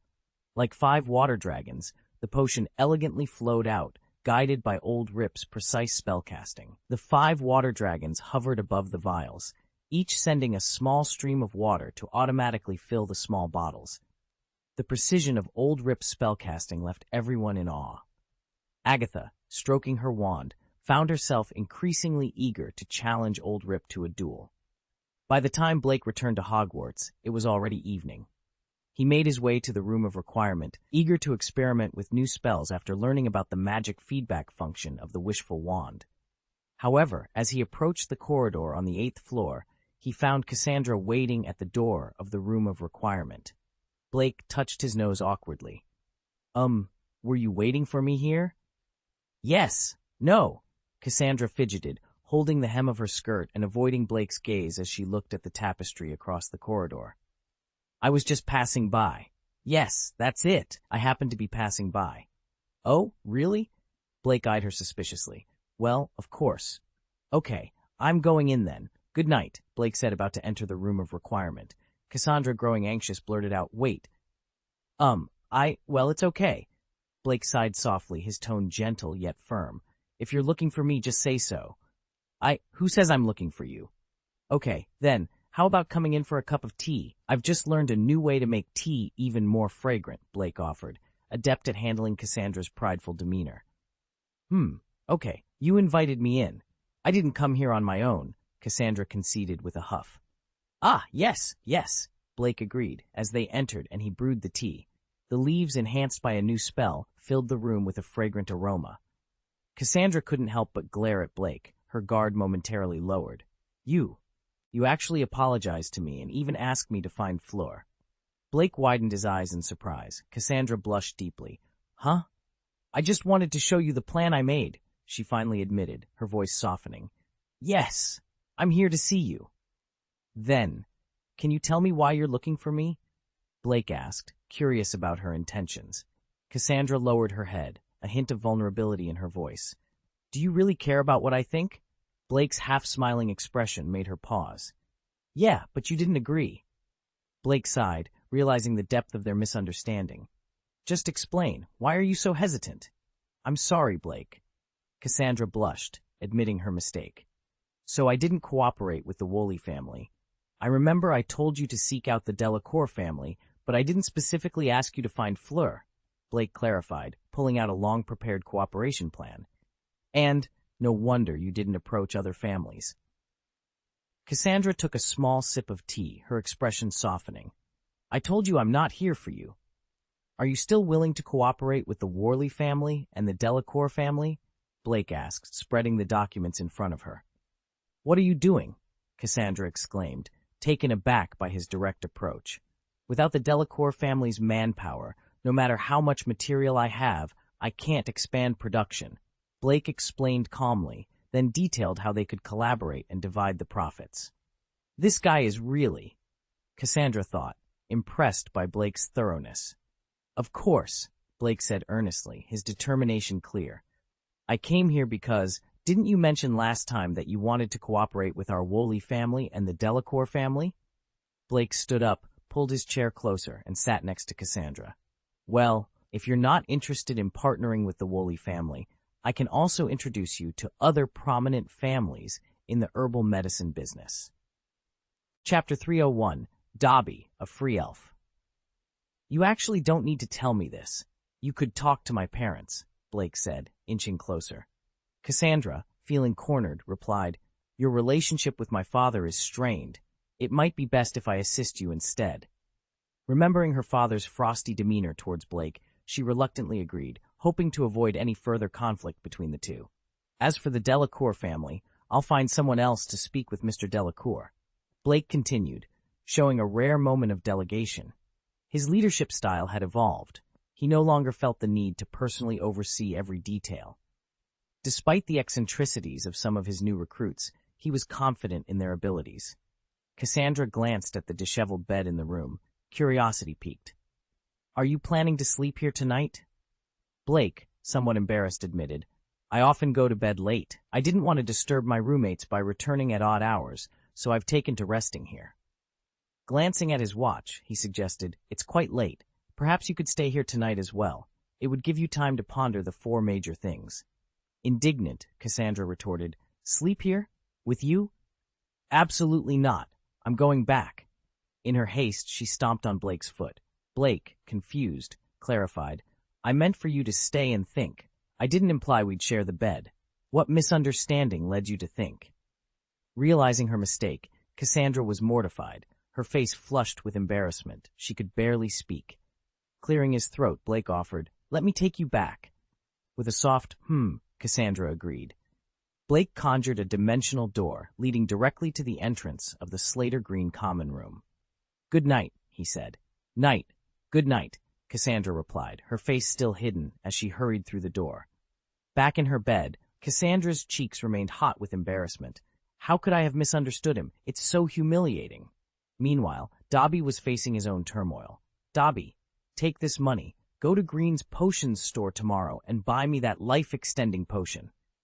Lucius Malfoy demanded, specifying the exorbitantly priced potion advertised in the newspaper. Yes, Dobby will definitely get it, Dobby promised, despite the threat of violence. After Lucius left, Dobby sobbed, clutching the purse.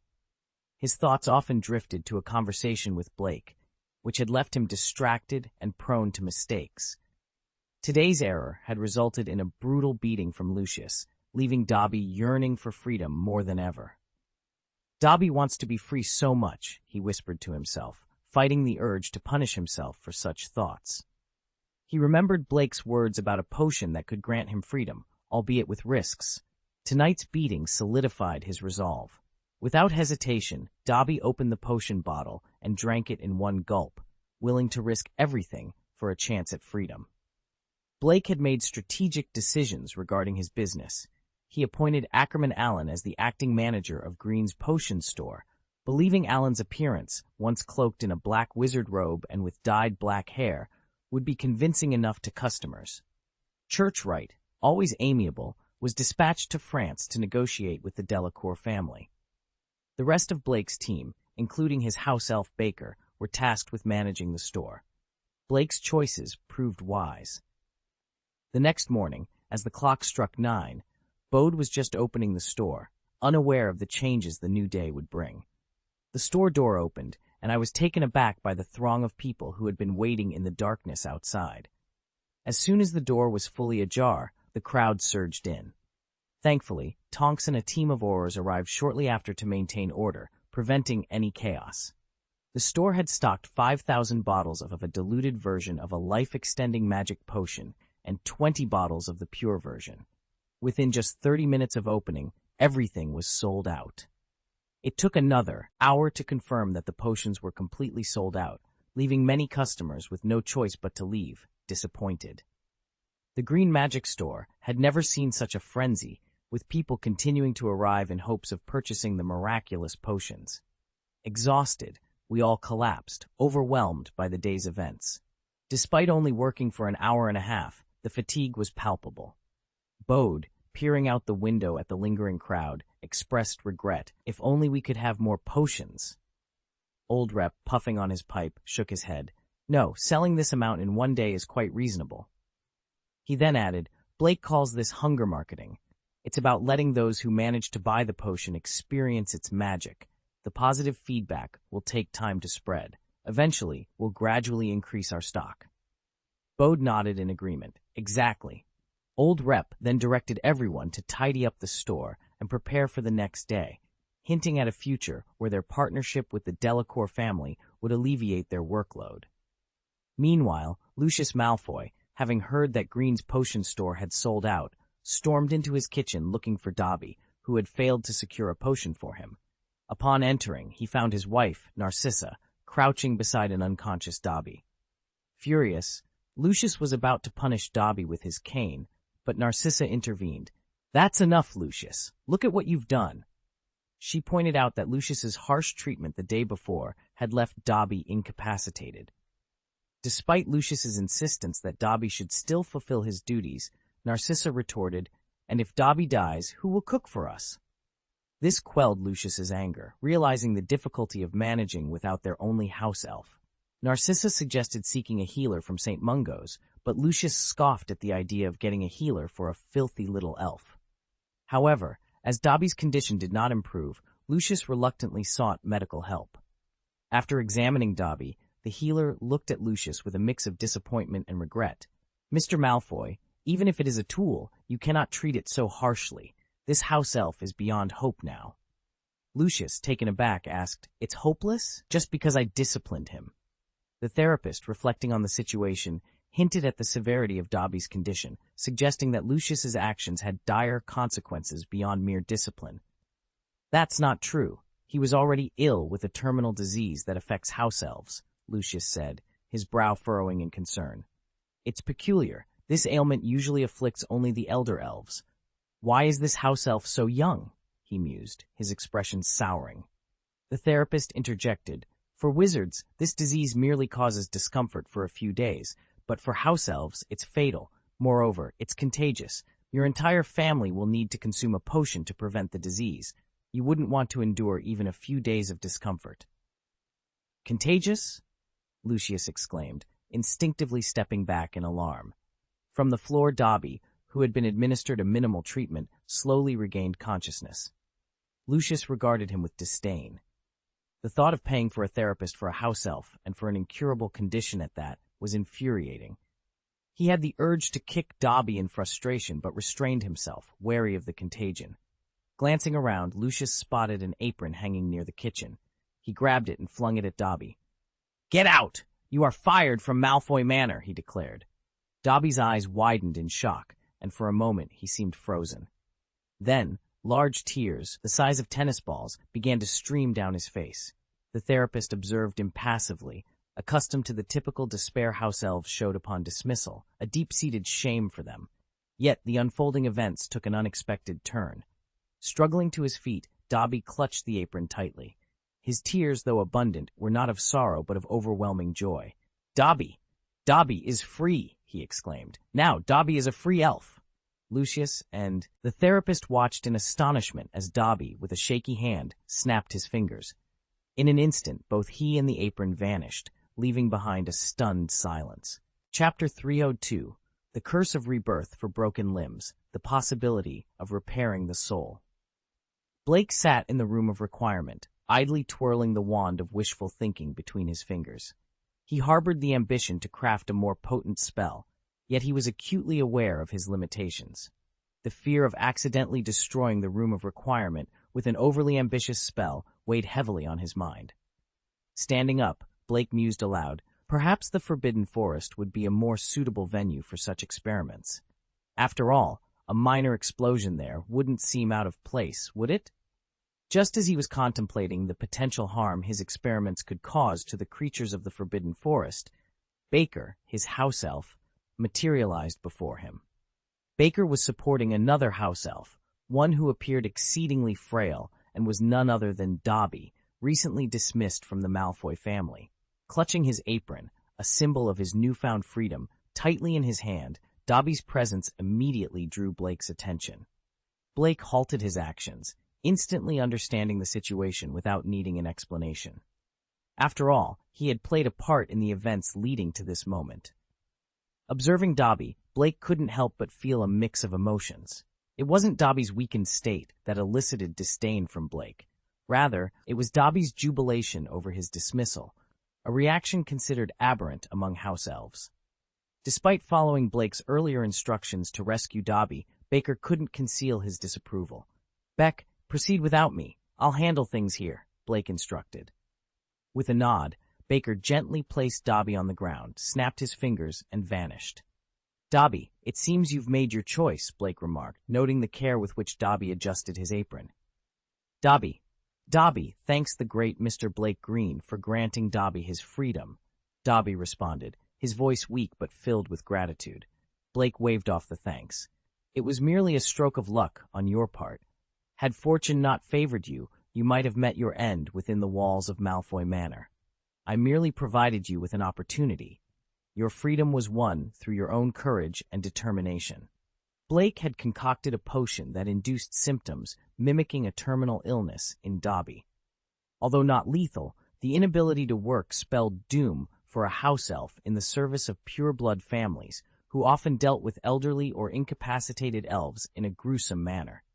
Dobby's consumption of the potion was a gamble with his life, risking either neglect or outright violence from Lucius Malfoy.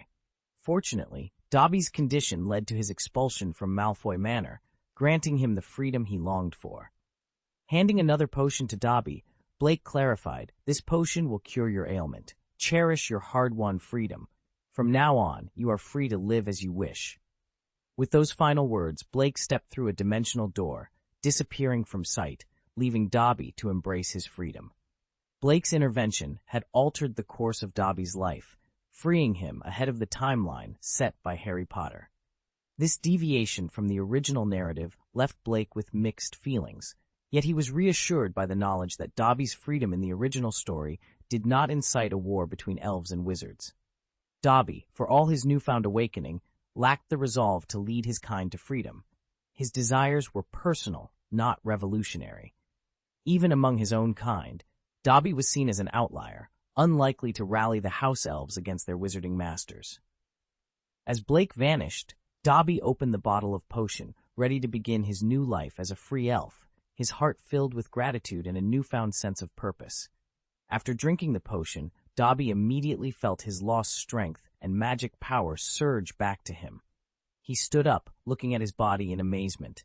"Now, Dobby is a healthy free elf," he exclaimed with gratitude. "Oh, Dobby wishes the great Blake Green well." Blake Green found himself in the deepest part of the Forbidden Forest, a place he favored for its solitude and the presence of magical creatures. It was also his preferred location for experimenting with monster creation. "Bata! Bata!" A colorful acromantula, as large as two of Hagrid's huts combined, emerged before Blake. "Xiao Kai, it's been a few months since I last saw you. How much have you grown?" Blake inquired. "Ba ba ba!" Xiao Kai's massive fangs clicked together, as if in response. "Oh, so you've become the leader of the acromantulas. That means better food, right? Excellent, excellent. Just keep your siblings in line. Remember, you need to behave. I'll need your help at a crucial moment." After giving some more instructions, Blake was about to leave when Xiao Kai made a hurried noise. What's that?" "Let them come," Blake said nonchalantly after hearing Xiao Kai's story. Xiao Kai turned and left, returning shortly with another acromantula in tow, this one in a pitiful state, bound in silk. This acromantula was enormous, though slightly smaller than Xiao Kai, and 4 of its 8 legs were broken. Blake understood from Xiao Kai's account that this was a formidable spider that had challenged Xiao Kai's authority and lost, resulting in its current miserable condition. Despite its defeat, Xiao Kai wanted to spare the spider's life due to its strength and potential. However, with 4 broken legs, Xiao Kai had no choice but to seek Blake's assistance. Examining the injured acromantula, Blake knew his healing magic could mend the creature, though regenerating limbs would be more complex. Nonetheless, he drew his wand, aiming it at the spider. A flash of blue light emanated from the wand, and the acromantula writhed in agony as 4 new legs sprouted from the stumps. After a short while, the acromantula stood up, testing its new limbs before obediently positioning itself beside Xiao Kai. "Ba ba ba!" Xiao Kai expressed its gratitude, then departed with its rehabilitated comrade. Blake admired his wand, a new spell forming in his mind. "Henceforth, this shall be known as the Rebirth Curse for Broken Limbs, classified under healing magic," he declared, pleased with his creation. He envisioned the significant impact this spell would have, comparable to the discovery of a life-extending potion. This new curse did not render his previous research on curse removal and healing potions obsolete, as the Rebirth Curse required advanced proficiency in healing magic, whereas potions simply needed to be consumed. Thus, Blake could utilize both spells and potions effectively. Reflecting on this, Blake's thoughts brightened. He twirled his wand in a manner reminiscent of Lockhart. "This wand is truly remarkable. Perhaps next time I'll try opening the box without relying on a luck potion," he mused, repeating the new curse to himself, filled with pride. "Look at the good I've brought to the wizarding world. I can extend lives and regenerate limbs. Even individuals like Moody and Professor Kettleburn could benefit from this. The treasures of the world are still waiting to be discovered." Pausing, Blake pondered the potential of his wand. Wait a minute. If this wand can... As Blake pondered the concept of healing a mutilated soul, his thoughts became increasingly focused. In stark contrast, Lucius Malfoy was enveloped in a cloud of frustration. Recent events had not been kind to him, particularly due to Arthur Weasley's relentless investigations around Malfoy Manor. Despite Arthur's failure to uncover any enchanted Muggle objects, his searches had led to the discovery of numerous dark magic artifacts. Under normal circumstances, such findings would have landed any wizard in Azkaban multiple times over. However, Lucius Malfoy was no ordinary wizard. Still, Arthur's persistent intrusions had cost Lucius a significant amount of gold galleons in fines. "Curse Arthur Weasley," Lucius muttered under his breath as he returned home, only to be greeted by the sight of unappetizing food on the table. His mood soured further. With their house elf Dissim, due to terminal illness, Narcissa had taken on the responsibility of preparing the family's meals. While Narcissa excelled in many areas, cooking was not one of her strengths. Yet, Lucius dared not criticize her culinary efforts, especially since he had been previously reprimanded by Narcissa for his harsh treatment of Dobby, which had contributed to the elf's illness. Complaining about Narcissa's cooking would only add insult to injury.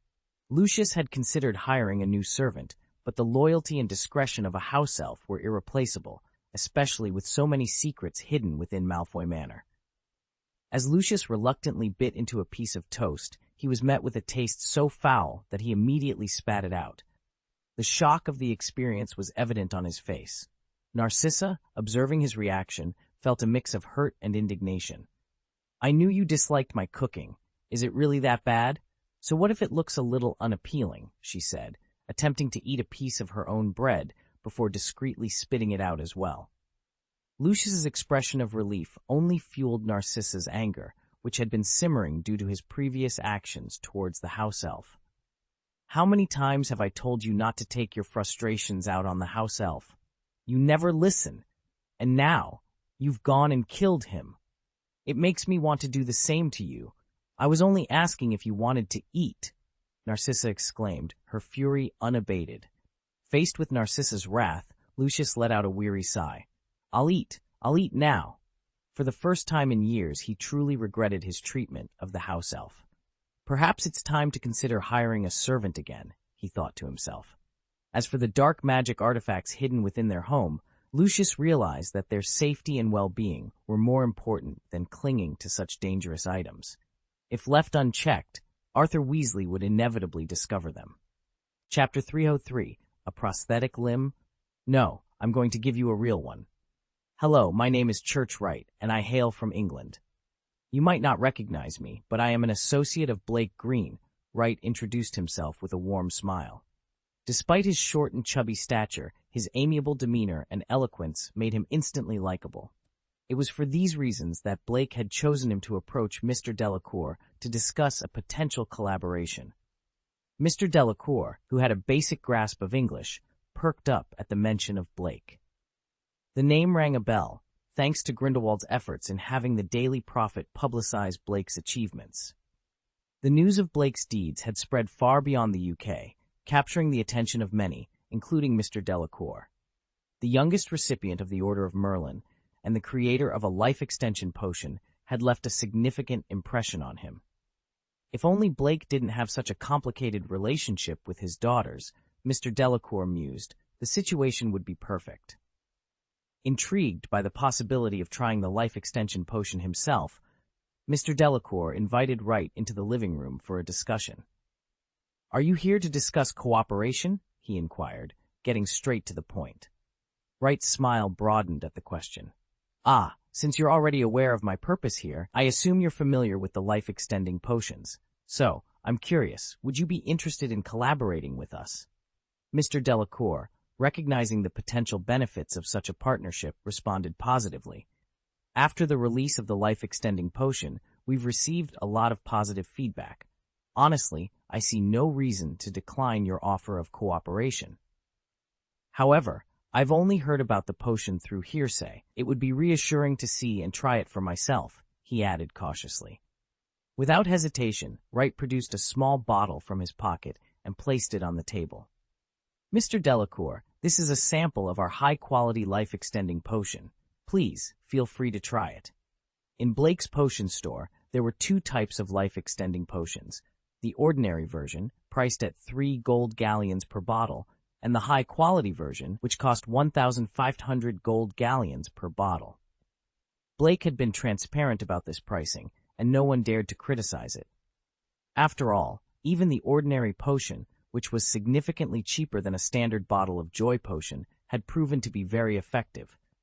Considering the expensive ingredients and the complex brewing process with a high failure rate, it was clear that Blake wasn't profiting much from these potions. Mr. Delacour was taken aback by the generosity of receiving a sample of such a valuable potion. He knew better than to expect a full bottle as a sample, but the gesture was appreciated nonetheless. Wright continued, "The life-extending potion has been available for several days now, and we've yet to receive any reports of side effects. All the feedback has been overwhelmingly positive."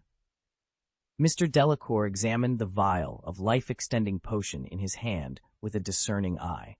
He understood well that the wealthy pureblood families, known for their caution and skepticism, had been purchasing all 20 bottles of the high-quality potion supplied daily without complaint. This fact alone spoke volumes about the potion's efficacy. Without further ado, he uncapped the bottle, immediately noticing the strong, herbaceous scent, a result of Blake's meticulous spell work to ensure consistency in the potion's aroma across all batches. Observing Mr. Delacour's actions, Wright watched with anticipation. Upon consuming the potion, Mr. Delacour instantly felt a surge of vitality coursing through his veins. The fatigue from a long day dissipated, replaced by a rejuvenating energy that seemed to roll back the years. The transformation was palpable, and Mr. Delacour couldn't help but marvel at the potion's potent effects from just a small dose. Witnessing Mr. Delacour's revitalized demeanor, Wright knew their product had made eyebrow mark. Mr. Delacour, now fully convinced of the potion's merits, expressed his apologies to Wright for any initial skepticism. "It doesn't matter, Mr. Delacour," Wright replied graciously. "We are honored that our potion has met your approval." The conversation swiftly moved to potential collaboration, with both parties eager to discuss the specifics. The Delacour family, impressed by the potion's quality, was ready to negotiate favorable terms for distribution. Their discussion was momentarily interrupted by Gabrielle Delacour, who entered the room cradling a baby, her presence instantly softening her father's demeanor. Her inquiry about Blake shifted the atmosphere, hinting at personal connections and complicating feelings. Meanwhile, at Bach & Bach's store, Lucius Malfoy found himself in a tense negotiation with Bach over the value of a collection of dark artifacts. Despite their long-standing acquaintance, Bach's offer of 500 gold galleons fell short of Lucius's expectations, straining their interaction. Lucius, feeling cornered by Arthur Weasley's recent inspections and desperate to offload the items discreetly, was infuriated by Bach's lowball offer. Yet, Bach remained unfazed, subtly reminding Lucius of the scarcity of safe avenues for such transactions within the UK. As Lucius prepared to storm out, refusing to be swindled, Narcissa Malfoy made a sudden entrance. She decisively took the artifacts from Lucius, her actions suggesting an urgent and perhaps desperate need that transcended their monetary value. The dynamics within the store hinted at deeper undercurrents of desperation, strategy, and the complex interplay of relationships within the wizarding world's darker corners. Without a word, Narcissa Malfoy threw a bag onto Bach's table. "Take 1,000 gold galleons, or we might as well dispose of these items ourselves." Beau was taken aback by Narcissa's commanding presence. "If you can't afford 1,000, I can offer you 700 gold galleons at most." "Deal," Narcissa agreed promptly. Lucius Malfoy appeared displeased by the transaction, having evidently hoped for more. Narcissa shot him a stern look. "Why the hesitation? It's time to let go of the past. When will you move beyond your old ways?" she continued. "Think of Draco." Biting back his frustration, Lucius reluctantly accepted the purse containing 700 gold galleons from Bach. He then turned and led his wife out of the Bach and Bojan store. Narcissa was determined to sever all ties with their dark past. "If you claim the Dark Lord had nothing to do with dark magic, then why keep these items?" she reasoned. Her goal was to distance their family from any controversy, to live peacefully, and to provide a stable environment for Draco. Meanwhile, Professor Kettleburn shared his retirement plans with Blake over drinks. "You know, Blake, I've decided to retire at the end of this semester. I've already submitted my application to Professor Dumbledore," he said, his face flushed from the wheat wine. "All my life, I've been passionate about dangerous creatures," he continued, a hint of melancholy in his voice. "Now I'm left with only one arm and half a leg, but I have no regrets. Love is life, as they say. But I'm getting older, and I can feel my mobility decreasing. It's a dreadful thought, becoming bedridden," Kettleburn mused. "However, thanks to your life-extending potion, Blake, I feel rejuvenated and capable of enjoying a few more years. Regrettably, I won't be here to teach you care of magical creatures next year. It's a shame, but such is life. Besides, you're already quite knowledgeable about magical creatures," he added with a chuckle. "I plan to spend my remaining days exploring the Fire Dragon activity area. Ah, the dragons there, such magnificent creatures with their huge wings, captivating eyes, and fiery breath. As the conversation continued, Kettleburn's eyes sparkled with excitement for his adventurous future, despite his inebriation. Blake took a thoughtful sip of his butterbeer. It's a shame. I was looking forward to your class, but since you've made your decision, I wish you the best. In fact, I've prepared a gift for you. Kettleburn, amused, asked, It's not a set of magical wooden prosthetics, is it? Dumbledore has already promised me a new set of prosthetic limbs. Blake smiled warmly. My gift is somewhat similar, but it's not a prosthetic limb. Intrigued, Kettleburn inquired, If it's not a prosthetic, then what is it? If it's not fake, then it must be real, Blake replied with a grin, leaving Kettleburn curious and eager to discover the nature of Blake's thoughtful gift. Chapter 304, Metal. If I want it, they have to prepare a basket for me. A real gift? What exactly do you mean by real? Professor Kettleburn eyed Blake with a mix of suspicion and concern. Rumors of a dark and forbidden magic had reached his ears, a magic that allowed the practitioner to graft the limbs of others onto their own body. Surely Blake wasn't considering such a horrific idea? The thought alone was enough to make the professor's skin crawl. No sane person would willingly part with their limbs, and the notion of Blake resorting to violence for such ends was unthinkable. Blake was a student of immense potential. It would be a tragedy to see him stray into the shadows. Observing the shift in Professor Kettleburn's expression from initial amusement to outright horror, Blake realized the misunderstanding. I have no intention of taking anyone's limbs, he exclaimed. Merlin's beard, what led you to believe I would entertain such a thought? Professor Kettleburn replied, his voice tinged with relief but still laced with worry. Talent is meaningless if one's moral compass is skewed. What separates you from dark wizards if you tread that path? Blake responded with a reassuring smile. Professor, I respect you greatly, and I assure you, you've misunderstood my intentions. I would never employ dark magic against my own people. Confusion clouded Professor Kettleburn's face. Then what do you mean by offering me real limbs? Setting aside his butterbeer, Blake's smile broadened. Real limbs. There are ways to restore them without resorting to dark magic. In fact, there are 10 other methods. What? The professor's skepticism was palpable. Blake stood, his confidence unwavering. Yes, I mean to literally regrow them. Such a claim from anyone else would have been dismissed as a cruel joke, but coming from Blake, it sparked a glimmer of hope in Professor Kettleburn. After all, this was the young wizard who had developed a life-extending potion that had taken the wizarding world by storm. Could he have stumbled upon another groundbreaking discovery? Eagerly, Professor Kettleburn presented Blake with a silver treasure chest. Is it true? Have you concocted another miraculous potion? I am indeed working on a potion, Blake confirmed. For now, I'm calling it the Curse Removal and Healing Potion. Professor Kettleburn's eyes shone with excitement. Curse removal? That means... His voice trailed off, the implications dawning on him. Having lost an arm and part of a leg to cursed wounds inflicted by magical creatures, he had been told that regrowth was impossible. St. Mungo's hospital had made it clear the curses on his wounds were too powerful. But if Blake's potion could remove those curses... When you're ready to test this potion, I volunteer to be your first subject, Professor Kettleburn offered, his voice brimming with hope. Blake was touched by the professor's trust. I appreciate your faith in me, Professor, but I won't be testing the potion on you. What I'm offering isn't the potion, which is still in development. Not the potion? The professor's astonishment was evident. He had assumed that Blake's promise of regrowth was tied to his potion research. Blake clarified, the potion will require more time and experimentation before it's ready. However, I have something else for you, something I can offer right now. Now?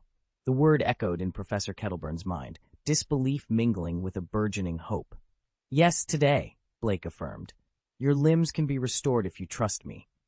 Of course I trust you, but how do you intend to achieve this? The professor's curiosity was piqued. In the course of my research, I've also developed a new spell, Blake revealed, producing an intricately crafted wand known as the Wish-Fulfilling Wand. His previous success with the life-extending potion had already established his reputation as a prodigy. Now, it seemed, he he was on the cusp of another breakthrough.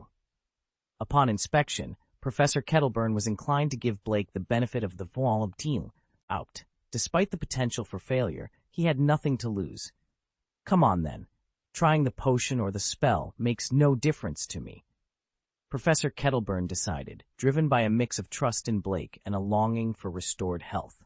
He had faith in Blake's integrity, confident that Blake wouldn't have brought it up if he wasn't somewhat sure of its efficacy. Blake, known for his good nature, was unlikely to jest about such a matter. However, Professor Kettleburn didn't place all his hopes on Blake's spell, suspecting it was untested. Otherwise, he reasoned, Blake wouldn't equate the risk of trying spells and potions. Unaware of Professor Kettleburn's internal deliberations, Blake prepared himself, recalling the acromantula's pain. It might hurt a bit. Perhaps you need an anesthetic charm, he suggested. An anesthetic charm? Is there such a thing? Professor Kettleburn asked, surprised. I wasn't sure before, but there certainly is now, Blake replied, casting a spell that emitted a flash of blue light. I can't feel my body anymore. Professor Kettleburn exclaimed, astounded. Though he could move, all physical sensation was gone. Even pinching himself, he felt no pain, no touch. Blake noted down the incantation for this new spell, then apologized. Sorry, Professor Kettleburn, I was careless. I only meant to temporarily block the pain. It's fine, Blake. Proceed. My confidence in you has only grown. Professor Kettleburn responded, impressed by the novel spell. This bolstered his faith in the limb regeneration spell Blake had mentioned. Then let's begin, Blake announced. Bring it on, Professor Kettleburn agreed. With a bright blue light, Professor Kettleburn felt a slight nudge on his chest, but devoid of sensation, couldn't discern what was happening. Then he noticed his prosthetic leg detaching, the limb tied to it quivering. Professor Kettleburn, quickly. Remove your prosthetic limbs, Blake urged. Okay. Without feeling the prosthetic's presence, Professor Kettleburn hastily removed them, following Blake's instruction. As he did, he saw his long-heeled stump bulging as if something was emerging from beneath the skin. Eagerly, Professor Kettleburn lifted his clothes, and under the watchful, anxious eyes of both, new limbs miraculously sprouted from the stump. Ding! Extremely joyful emotion detected. Ding! Congratulations to the host for receiving a diamond treasure chest. Blake exhaled, relieved, and lifted the anesthetic spell from Professor Kettleburn. With a graceful motion, he pocketed his wand. Magic! This is truly magical, Professor Kettleburn murmured, marveling at his new limbs, noticeably paler and more delicate than the rest of his body. Blake understood the profound joy of regaining something once lost. He settled back into his chair, sipping his butterbeer quietly, giving Professor Kettleburn time to adjust to his miraculous recovery. I never imagined my arms and legs could grow back. Professor Kettleburn's voice was thick with emotion, breaking into sobs. Overwhelmed with joy, he began to pace around the room. Initially, he leaned heavily against the wall, taking slow, tentative steps. Gradually, he moved away from the wall, his steps becoming more confident, until he was running around the room with unrestrained excitement. Meanwhile, Blake quietly sipped his butterbeer, watching the scene unfold. Professor Kettleburn's laughter filled the room, but soon he was gasping for breath. Given his advanced age, it was surprising he could run at all, let alone with such vigor. Professor, I understand your excitement, but perhaps you should rest for a moment, Blake suggested gently. After all, you'll have plenty of time to run around now.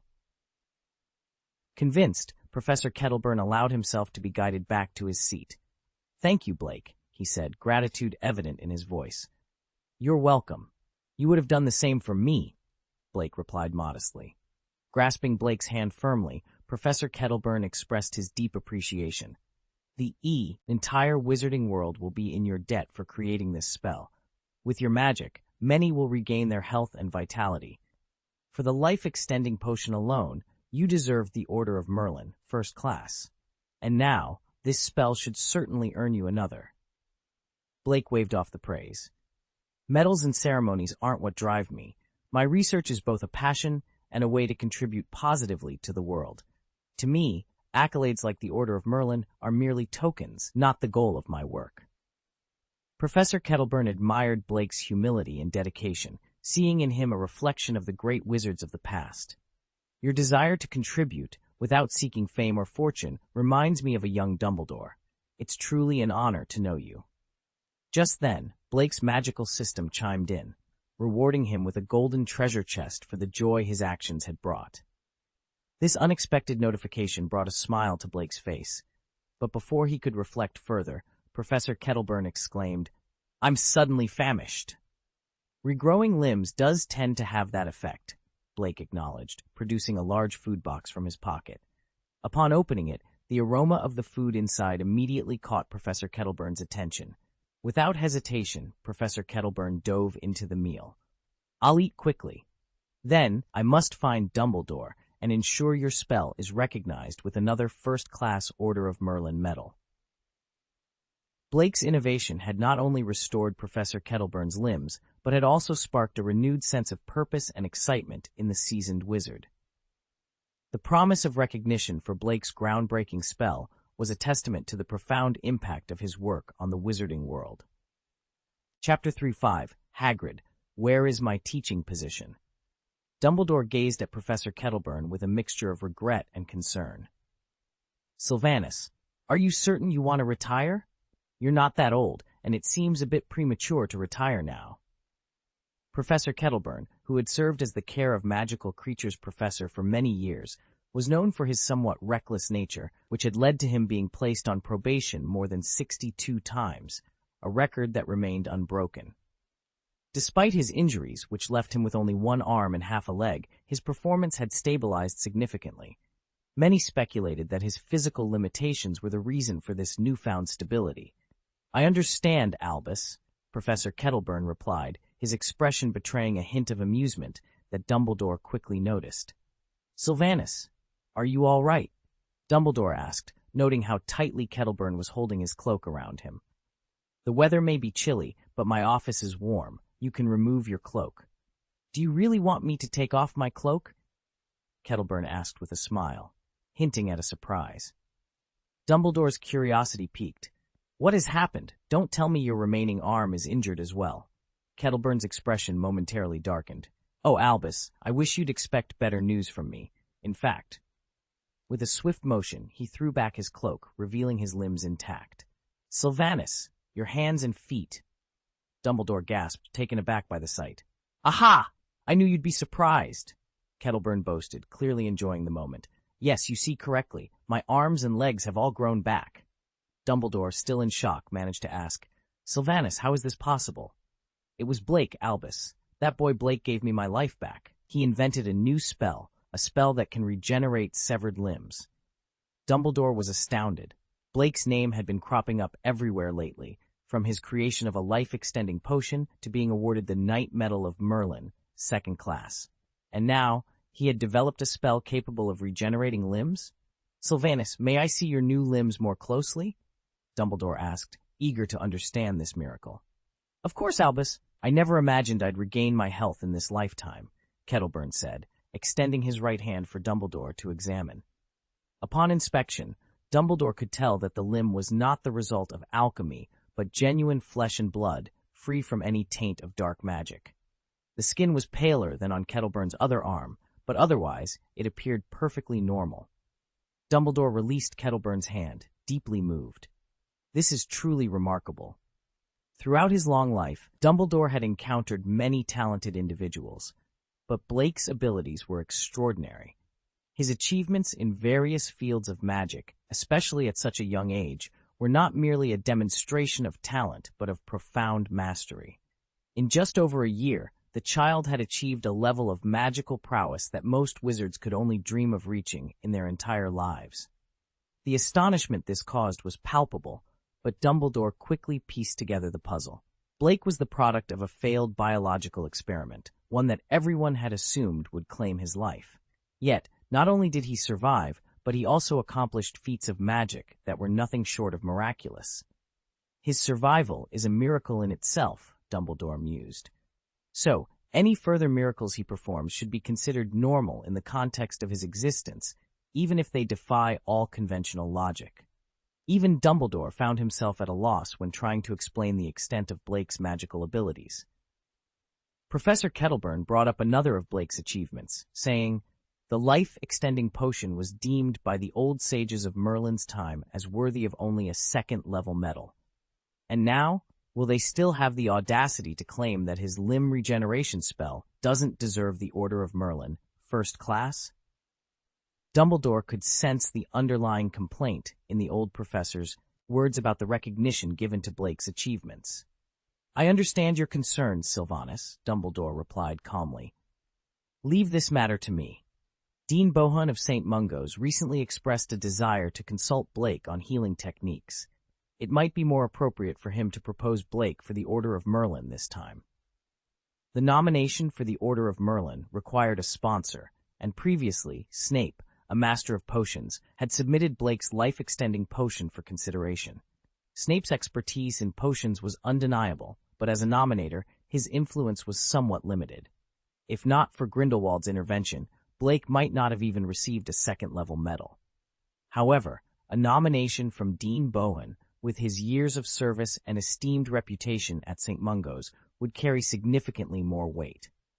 Professor Kettleburn was keenly interested in the mention of Dean Bohun seeking Blake's advice. "That old man Bohun is consulting a young man for advice?" he exclaimed, more surprised by the shift in Bohun's character than by Blake's qualifications. "People change, Sylvanus," Dumbledore said with a smile, "especially after experiencing significant emotional upheavals, much like yourself." Kettleburn, taken aback, pointed to himself. "Me? How have I changed?" Dumbledore gestured towards him. "Look at you, now free to pursue your passions. So, are you still considering resignation?" Kettleburn, touching his nose, reflected on his initial plans. "I had wanted to spend my remaining time at the Fire Dragon's sanctuary, knowing my time was limited, but now, with the life-extending potion and the magic spell, it seems I might have more time to fight on." He chuckled, acknowledging Dumbledore's point. "You're right, Albus. People do change. I suddenly find myself not wanting to resign anymore. I can't leave Blake behind." Dumbledore smiled, handing Professor Kettleburn an envelope. "This is your resignation letter, which I haven't yet submitted to the school board. Now that you've changed your mind, I'm delighted you've decided to stay, Sylvanus." Meanwhile, at the edge of the hunting grounds, Hagrid, unaware of the discussions about professorships and resignations, dragged a huge pine tree across the landscape, focused on his own tasks. Chapter 306. One of our own? No wonder he's so generous. Dumbledore had been meaning to speak with Blake for a while now. He knew Blake had returned some time ago and was aware that Dean Bohun was eager to discuss certain matters with him. However, Dumbledore had refrained from approaching Blake, considering his recent preoccupation with developing a life-extending potion. He assumed Blake would be too busy to explore treatment options for the Longbottoms. But now, with circumstances aligning, Dumbledore thought it was the perfect time to bring Blake into the conversation. He believed that Blake's exceptional talent, combined with a consultation with Dean Bohun, a senior therapist, might yield promising treatment avenues. "Sylvanus, wait a moment. I'm going to find Blake now. Then we'll go see Dean Bohun together. He can examine your hands and feet," Dumbledore suggested. Professor Kettleburn, with a smile, responded, "If you're looking to impress old Bohun, that's a fine idea. However, you might not be able to find Blake at the moment."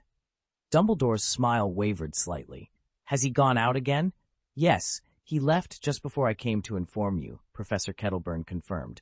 "And do you know where he might have gone?" Dumbledore asked, a hint of helplessness in his voice. "I'm not sure. His magical teleportation is quite something. Did you teach him that?" Professor Kettleburn inquired, his curiosity piqued by the remarkable magic that seemed more convenient than apparition. Dumbledore sighed. "No, that's beyond my capabilities." "Could it be another of his own magical creations?" Professor Kettleburn asked, his eyes wide with astonishment. Dumbledore nodded. "It's not entirely his own invention, but Blake is indeed a miracle in many ways." Meanwhile, Blake had arrived at a base atop a mountain. The construction there was nearly complete, showcasing the impressive capabilities of a group of powerful wizards. Among the scattered houses designed for individual residences, a larger house stood in the center, intended for Blake and as a gathering place for the group. Upon Blake's arrival, he noticed old Lap struggling with potion bottling, his hands shaking and his spellcasting less precise than usual. Blake's curiosity turned to concern when he saw Agatha with half her head bandaged. "So, who won the duel?" Blake asked, intrigued. Agatha, her face partially covered, hesitated before admitting, "I lost." Old Lap, cheerful despite the outcome, explained, "I'm sorry, but you're too strong. I haven't been in action for too long." Blake's interest in healing prompted him to offer assistance. "May I see your injuries?" He found treating injuries not only fulfilling, but also a means to acquire valuable treasure chests, often containing high-quality rewards. Old Lap apologized for his condition, attributing it to his lack of practice and Agatha's formidable strength. This forced him to use his most powerful spells, leading to his unscathed appearance, despite losing the duel. The discussion highlighted the complexity of their abilities and the unpredictable nature of their confrontations. Blake approached Agatha with a reassuring smile, ready to inspect her injuries. "Old Lep has already lifted the curse," Agatha explained, trying to ease the concern in Blake's eyes. "It should only take a few days for the curse to fully dissipate, and then a healing spell can cure me." Blake, known for his exceptional healing abilities, which had aided everyone present at one time or another, confidently replied, "Don't worry, let's have a look. Perhaps we won't need to wait a few days." Agatha hesitated, her face partially covered. This wound hasn't healed yet, and the curse lingering within makes it look rather unpleasant. "I'm afraid it might unsettle you." Old Lep, feeling a twinge of guilt for his earlier recklessness, silently berated himself. Despite his age, he hadn't tempered his aggressive dueling style, which had inadvertently led to Agatha's injury. "It's okay, leave it to me," Blake assured her, confident in his healing skills even without his magical wand. With the wand, however, he knew the healing would not only be quicker but also more effective, possibly even rewarding him with a magical treasure. As Blake prepared to heal Agatha, the onlookers gathered, curious to witness his prowess. The removal of the magical bandage from Agatha's face drew gasps from the crowd. Her injury was more gruesome than they had anticipated. "I'm sorry, I really went too far," Old Lep muttered, regret evident in his voice. Agatha attempted a smile, but the pain forced her to grimace instead. "Dueling with you is the only excitement I get," she joked, though her voice was strained. Blake, focusing on the task at hand, lightly waved his wand, casting a blue light over Agatha's injuries. "Is my injury healed? I can't feel any pain," Agatha exclaimed, laughing with relief. "Not yet, don't move," Blake cautioned, explaining that he had applied an advanced anesthetic spell to block the pain temporarily. He then proceeded with the actual healing spell, casting another blue light over her wounds. As Blake gently cleaned Agatha's face with a wet handkerchief, the crowd gasped once more, this time in astonishment. Agatha, sensing their reaction, feared the worst and quickly grabbed a mirror to inspect her face. To her amazement, the reflection showed not the expected horror, but a face with fair, tender skin, free of the dullness and bags under the eyes that had plagued her for years. "Blake, what kind of magic did you use?" she asked, bewildered yet delighted at her transformation. Blake's healing had not only cured her physical wounds, but had also rejuvenated her appearance, leaving Agatha and the onlookers in awe of his remarkable skills. "My once dark yellow complexion transformed, becoming as white and tender as an eggshell." This miraculous change was the result of Blake experimenting with the wishful wand while treating Agatha. An idea sparked in his mind. What if there was a spell specifically for beautifying one's skin? With a bit of creative adjustment to the healing spell, Blake tested his theory. The wishful wand exceeded expectations, bestowing upon Agatha a stunning transformation. "Ahem, this is just a little magic spell I concocted on the fly, hardly worth mentioning," Blake said, trying to downplay his achievement while basking in satisfaction. Agatha rewarded him with a gold and a silver treasure chest for his efforts. Blake noticed the longing looks from the other women present. Agnes, with her scarred face from prolonged hospitalization, and Winsty, who appeared sickly pale, were among them. He couldn't resist extending his newfound beauty spell to them as well. After casting the spell, Agnes and Winsty's appearances were dramatically improved, their complexions glowing with health. They were so pleased with their transformations that each presented Blake with a gold treasure chest, much to his delight. The wishful wand's versatility amazed Blake. Agatha, still admiring her reflection, exclaimed, "Honestly, I've never seen myself look so beautiful." Old Lep, witnessing the transformations, suggested, "You could open a magic beauty salon in the future. Then there would be no such thing as an ugly witch." Alan, who had been quiet, chimed in, supporting the idea. Blake pondered over it, realizing the potential. He recalled a certain demon hunter known as the Witch Piledriver and mused about the nearby presence of a witch, hinted by his badge's vibration. "Your idea has merit, old rep. A magical beauty salon could indeed be lucrative, possibly more so than selling life-extending potions. After all, the best revenue comes from catering to women's desires," Blake mused. Old Rep expressed concerns about their capacity to manage another venture, given their current commitments to the potion shop. Blake reassured him, mentioning that Wright had secured an agreement with Mr. Delacour and was in discussions with the head of the Wofu family. He was optimistic that they wouldn't have to divert too much energy away from the potion store in the near future.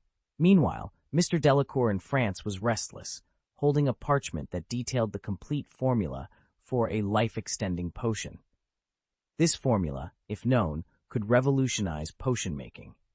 He recalled his conversation with Wright, who had confidently shared the formula, emphasizing its value to others but its relative insignificance to Blake.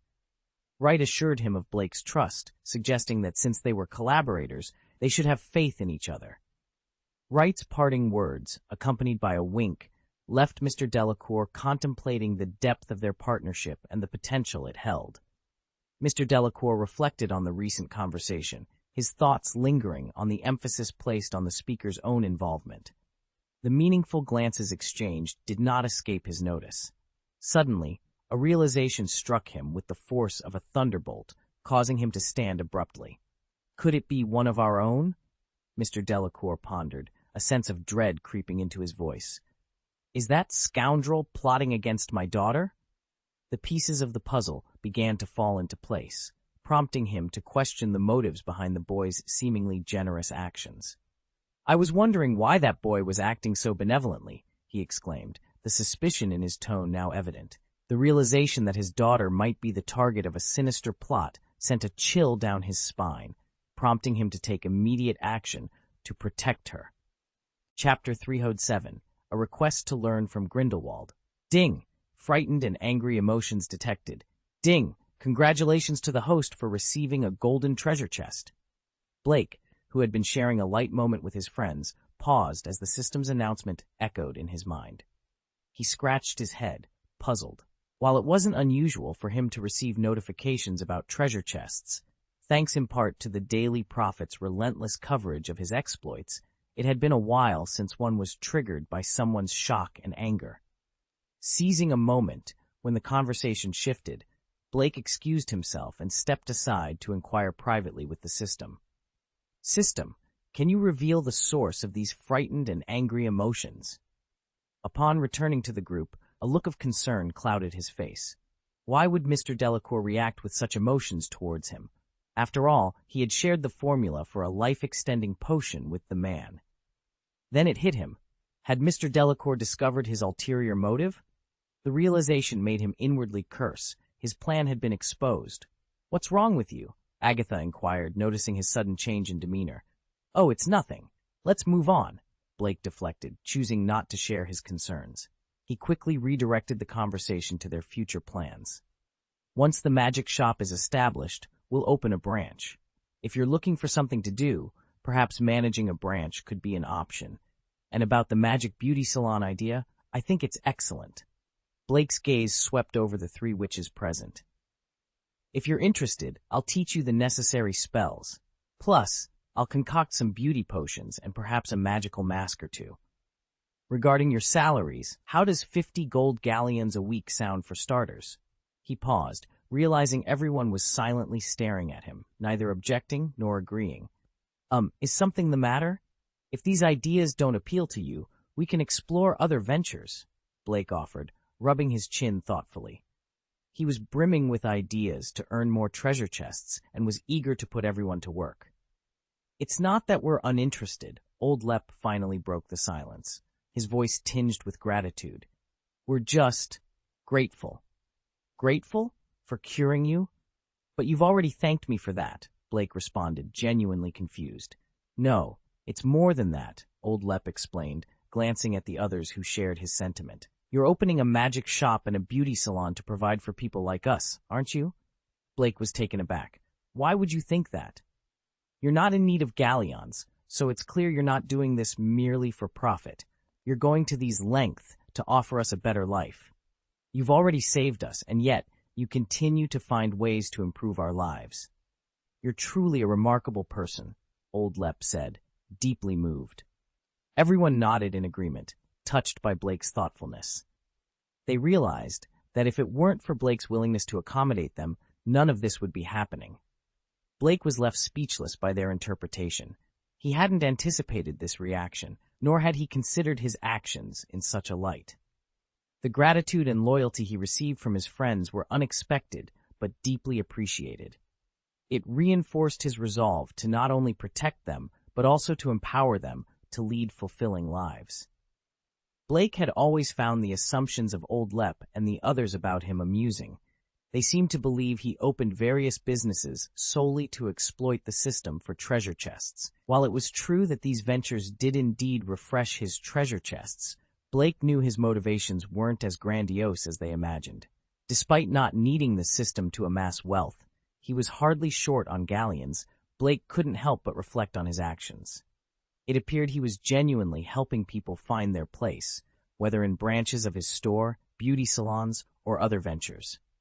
Am I actually a good person? He mused, only to affirm to himself, yes, I am a good person. His intentions might not have been as noble as Old Lep thought, but the outcomes were undeniably positive. Blake provided employment and a better life for those around him, and in return, they helped him manage his treasure chests. The results were beneficial for everyone involved, and Blake saw no need to delve deeper into his motivations. When it came time to discuss the specifics of their employment, Blake was straightforward. I really need your help when I open a store. Are you willing to help me? He asked calmly. The response was unanimous and enthusiastic. Everyone was eager to contribute, regardless of the role or the promise of high wages. Blake insisted on fair compensation, emphasizing the importance of earning a living to truly enjoy a good life. His approach fostered a deep sense of loyalty and warmth among his team. Blake then proceeded to assign roles based on everyone's preferences, ensuring they were placed in positions that suited their desires and skills. However, when it came to Winsty, a young girl uncertain of her place in this arrangement, Blake had a different plan. Upon learning that Winsty was around 15 and had never attended school due to her difficult family circumstances, Blake encouraged her to pursue education instead of immediately joining the workforce. The idea of attending school was foreign and intimidating to Winsty, but with encouragement from Blake and the others, she began to see it as a valuable opportunity. Blake, with a mischievous grin, suggested that Winsty attend Nurmengard Academy of Magic instead of Hogwarts, citing the latter's lackluster curriculum. His real motive, however, was for Winsty to learn from the best, specifically from the legendary Grindelwald himself. This suggestion was met with surprise and curiosity, marking the beginning of an unexpected journey for Winsty. Chapter 308, Lockhart is my favorite author.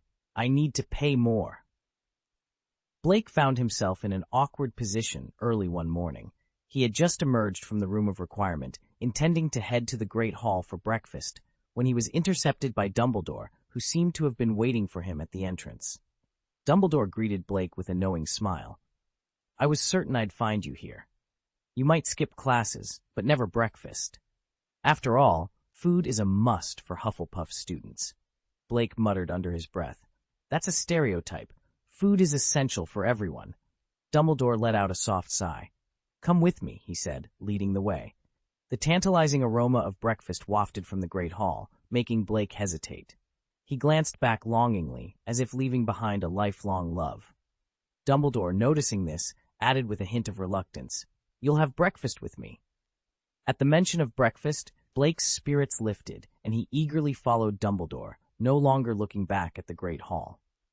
Instead of heading to his office, Dumbledore led Blake outside the castle, past the slightly frozen Black Lake, to a hut on the edge of the Forbidden Forest, home to Professor Kettleburn. As they approached, Professor Kettleburn greeted them with a wide smile, clearly in on the plan.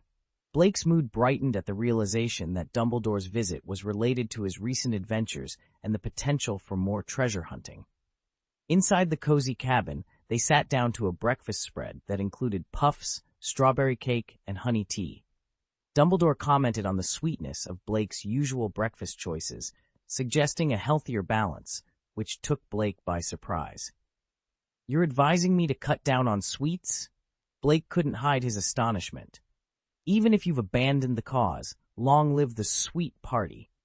Dumbledore, caught in the act of enjoying a piece of strawberry cake himself, offered a sheepish explanation. "I believe if I were to fall ill, you'd surely find a cure." After the pleasant meal, Dumbledore shifted the conversation to a more serious tone. "It seems you've been less occupied than even I, the headmaster, these days," he observed, prompting a surprised reaction from Blake. "Well, you're not exactly swamped yourself. Most of the work is handled by Professor McGonagall," Blake retorted, causing Dumbledore to nearly choke on his tea. Dumbledore attempted to defend his workload, but quickly redirected the conversation back to Blake. "Ahem. Of course, I have my responsibilities, but let's not change the subject. Where have you been spending your time these past few days?" Seeing Dumbledore's scrutinizing gaze, Blake candidly shared his recent activities. Dumbledore's initially furrowed brow gradually eased. He was genuinely pleased with Blake's actions. After rescuing those wronged by Lockhart, Blake didn't just abandon them. Instead, he cleverly utilized his new potion store as a means to provide for them, a move Dumbledore found commendable. "In light of your actions, I'll personally see to it that your leave request is submitted to Professor McGonagall," Dumbledore offered. He believed in encouraging good deeds, not punishing the initiative. "However, you've yet to answer one question. If you're not spending your nights in the dormitory, where exactly have you been?" Blake responded smoothly. "I've been spending my time with them, organizing things in the potion store. We're currently in talks to partner with the Delacour and Woolley families. If the negotiations succeed, I won't need to sneak around anymore." Blake skillfully steered the conversation away from his use of the Room of Requirement, wary of revealing too much about his activities there. He couldn't help but imagine Dumbledore's reaction to discovering the room filled with dangerous plants and traps. Despite Dumbledore's gentle demeanor, Blake knew firsthand the embarrassment of being reprimanded by him. Professor Kettleburn, who had been quietly sipping tea, interjected with a serious tone. "Is what you've said about Lockhart true? That he's been stealing others' achievements and using the forgetting curse to cover his tracks?" Dumbledore and Blake hadn't excluded Kettleburn from their conversation, and he was now caught up on Lockhart's dubious accolades. "Yes, Sylvanus," Dumbledore confirmed. "Albus, if that's the case, why did you invite him to teach at Hogwarts instead of exposing his fraud?" Kettleburn asked, puzzled. Dumbledore sighed. "Sylvanus, I stumbled upon this matter quite by accident. I knew some of the victims personally. When I spoke to them, I sensed discrepancies in their stories. Further investigation revealed their connections to Lockhart and the Forgetting Curse. However, by then, Lockhart had already become a celebrated author with a significant following. Exposing him without concrete evidence would have been futile, as his fans would likely dismiss the accusations. So, I decided to hire him as a professor, believing his incompetence would eventually reveal his true nature, making it easier for people to accept the truth about him." This was Dumbledore's calculated approach, reflecting his adherence to principles even in dealing with someone as deceitful as Lockhart. Blake, quietly listening and sipping his tea, felt a mix of admiration and frustration towards Dumbledore's methodical strategy. Professor Kettleburn, lightening the mood, remarked, "Well, now that Blake has healed those Lockhart harmed, there's no need to delay exposing him. And frankly, I've always found Lockhart insufferable. He even had the audacity to offer me advice on snake feeding, which now makes me suspect his motives might have involved stealing eggs." Dumbledore, turning his attention back to Blake, inquired, "What do you plan to do about Lockhart?" Blake set down his teacup, a determined look in his eyes. "To undermine someone who holds their reputation dear, We must target that very reputation, he began, his voice steady and resolute. I had planned to address Lockhart's issue after wrapping up affairs at the potion shop. Professor Kettleburn, intrigued, leaned in. But how do you plan to leverage his reputation?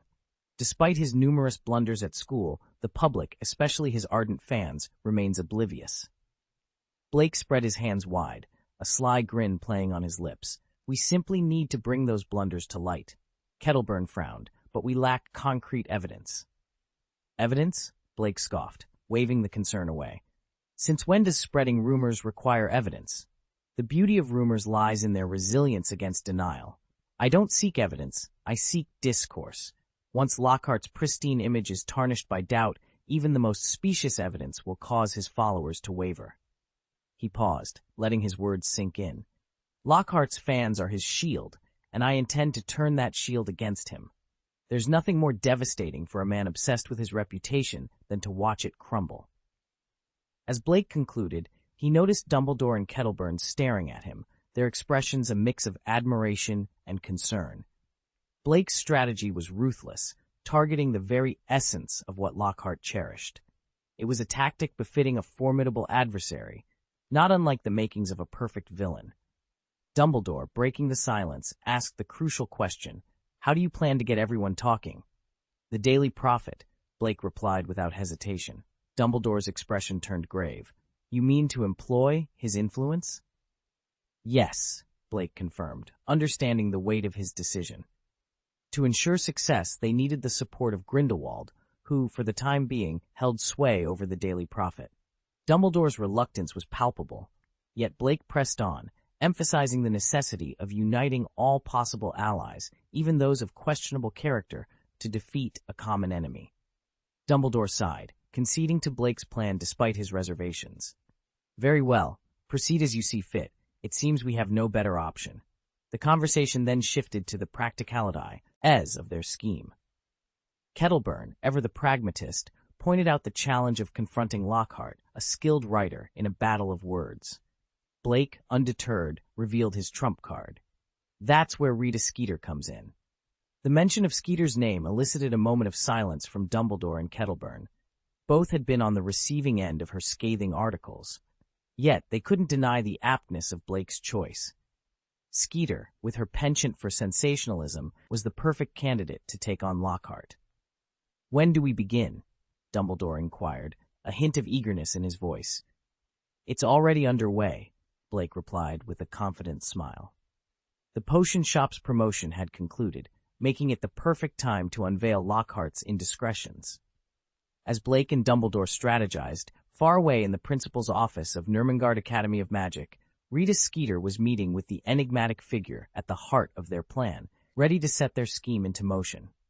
Seated across from the formidable Grindelwald, Rita Skeeter felt the weight of his presence. He was not just a figure of immense power, but also her greatest benefactor. Mr. Principal, what would you like me to write about next? She inquired, eager to please. Grindelwald, visibly pleased with the respectful address, allowed a smile to grace his features. I want you to pen an article for the newspaper stating that Shia is prone to solitude, he instructed. Rita's spirits lifted. This was the kind of assignment she was well versed in. Mr. Principal, could you specify whom I should focus on to complement this narrative? She asked, ready to dive into her next piece. However, Grindelwald's expression soured at her question.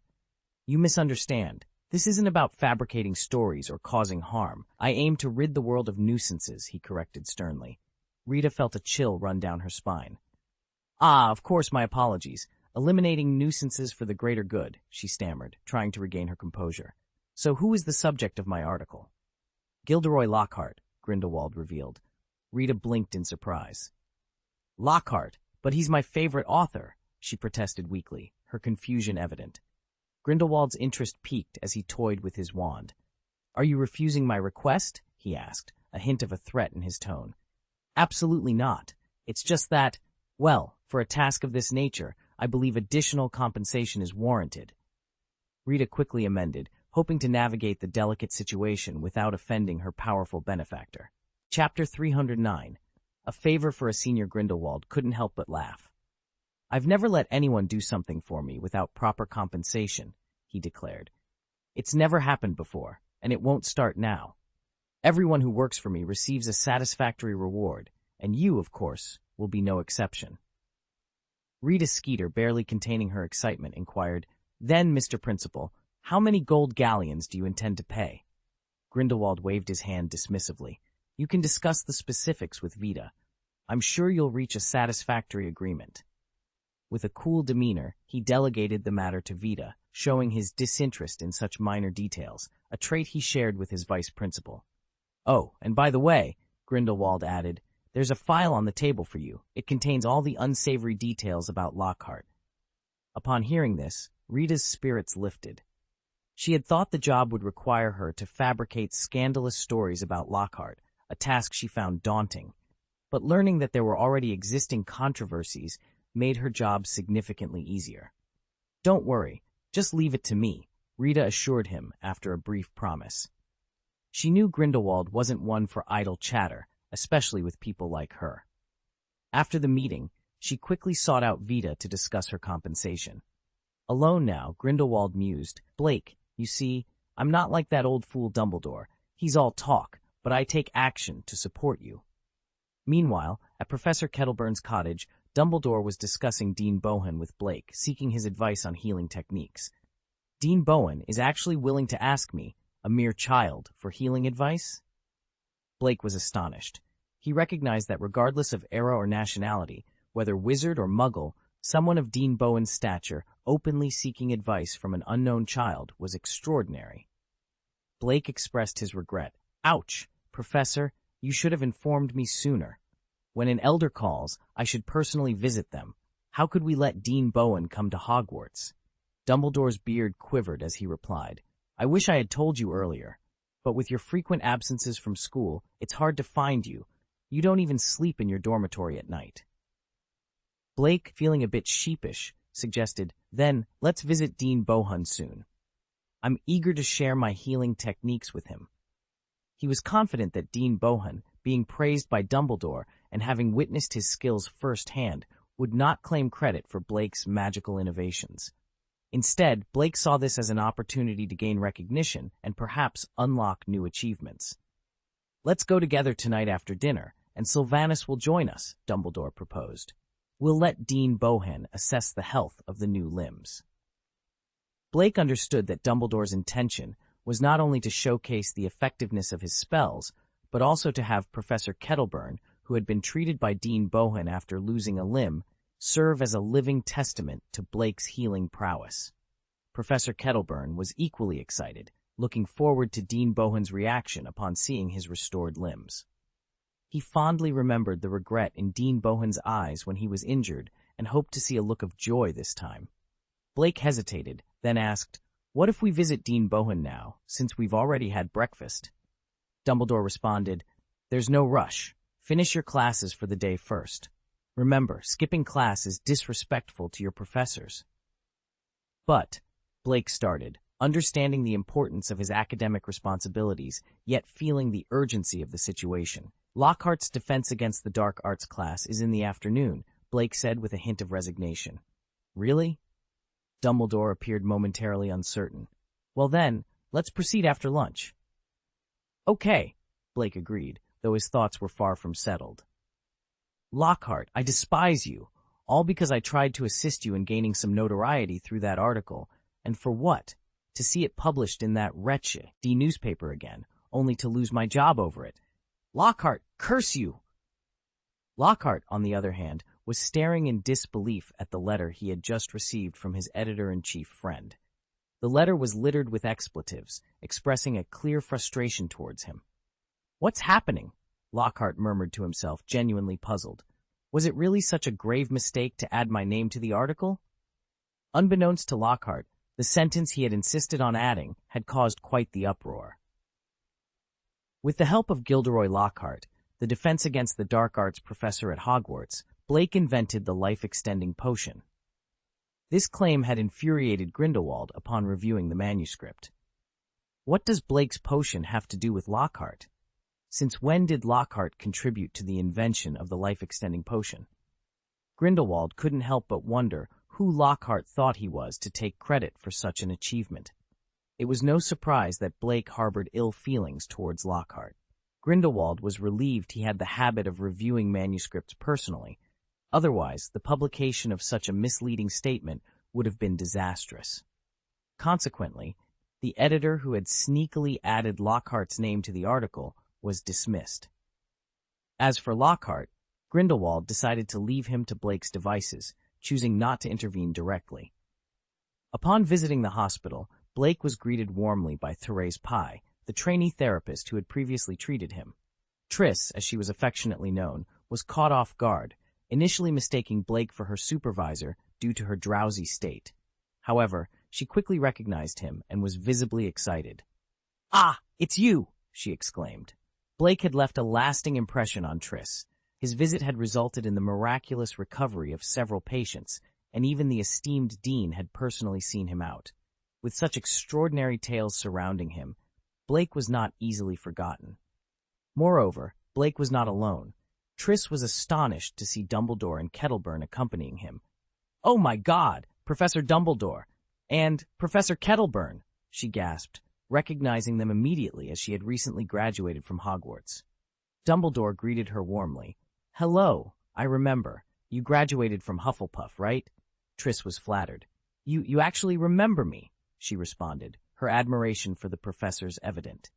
It was then that she noticed something truly astonishing about Professor Kettleburn. "Oh, Merlin! Professor Kettleburn, your limbs, they've actually grown back?" she asked in disbelief. Kettleburn, who had often shared stories of his amputations with his students, smiled at her shock. "Triss, you're seeing correctly. I have indeed recovered, thanks to Blake," he explained. Turning to Blake, Triss's admiration for him deepened. In her eyes, Blake was no ordinary therapist. He was someone who had achieved what even the esteemed Dean Bohun could not. The sparkle in her eyes was unmistakable as she regarded Blake with newfound reverence. Following this encounter, Triss's enthusiasm translated into a generous gesture as she donated a gold treasure chest and 3 silver treasure chests to Blake, a testament to her admiration and gratitude for his miraculous work. Triss couldn't help but glance at Blake a few more times.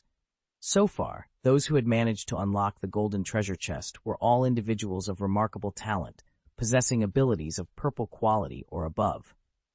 Realizing that Triss was also a senior from Hufflepuff, Blake cleared his throat and addressed him. "Ahem, Senior Pye, we've come to visit Dean Bohun. Is he available?" Triss nodded eagerly, responding, "Yes, he's in his office right now. I'll lead you to him." As they walked, Triss hesitated before asking, "By the way, Blake, your healing skills are quite impressive. Would you be willing to teach me? My brother always criticizes my healing abilities, saying I'm not very skilled."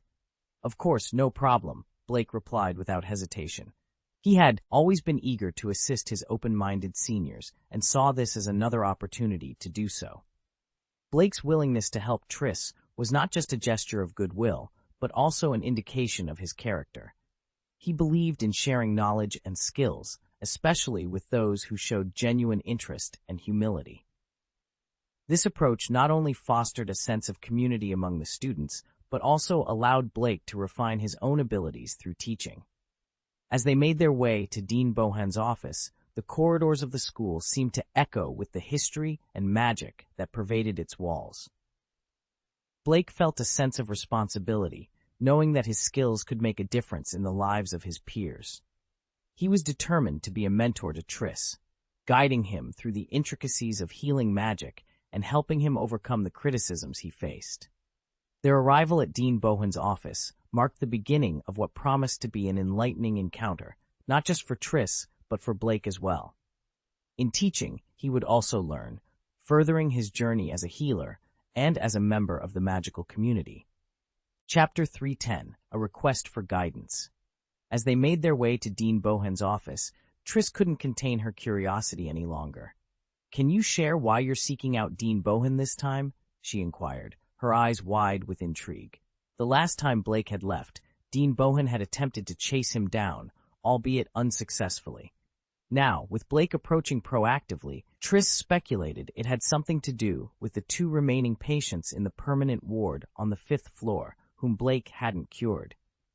Given the miraculous recoveries of the other patients under Blake's care, she surmised these two cases must be particularly challenging. Tris had always been deeply passionate about healing, a passion that led her to join St. Mungo's immediately after her graduation. The fact that previous patients were discharged on the same day Blake treated them was nothing short of miraculous. Naturally, she was eager to learn how Blake achieved such remarkable results. She hoped to observe and learn from him as he treated the two patients, if possible. Blake, perceptive as ever, had already discerned her intentions, but harbored no objections. After all, he planned to share his healing techniques with the therapists at St. Mungo's following his discussion with Dean Bohan. Tris, with her commendable qualifications, would undoubtedly be a valuable addition to the team. After pondering for a moment, Blake responded to Tris's question. I have a keen interest in healing, and Dean Bohan is recognized as the finest healer in Europe. I'm here to seek his advice on healing techniques. Tris blinked, taken aback. Is that so? She asked, puzzled. In her eyes, Blake's abilities were already extraordinary. Why would he need guidance from Dean Bohan, especially when the latter had been unable to cure the patients on the 5th floor? Moreover, why would Professors Dumbledore and Kettleburn accompany him just for that? Absolutely, Blake affirmed. I managed to cure those patients using some unconventional methods, but they pale in comparison to the sophisticated techniques Dean Bohan has developed over many years. Tris nodded, though she remained skeptical. In her view, any technique that successfully heals is valid, regardless of its complexity or the time spent developing it. Professors Dumbledore and Kettleburn exchanged knowing glances, each detecting a hint of amusement in the other's eyes. Blake, despite his talents, remained humble.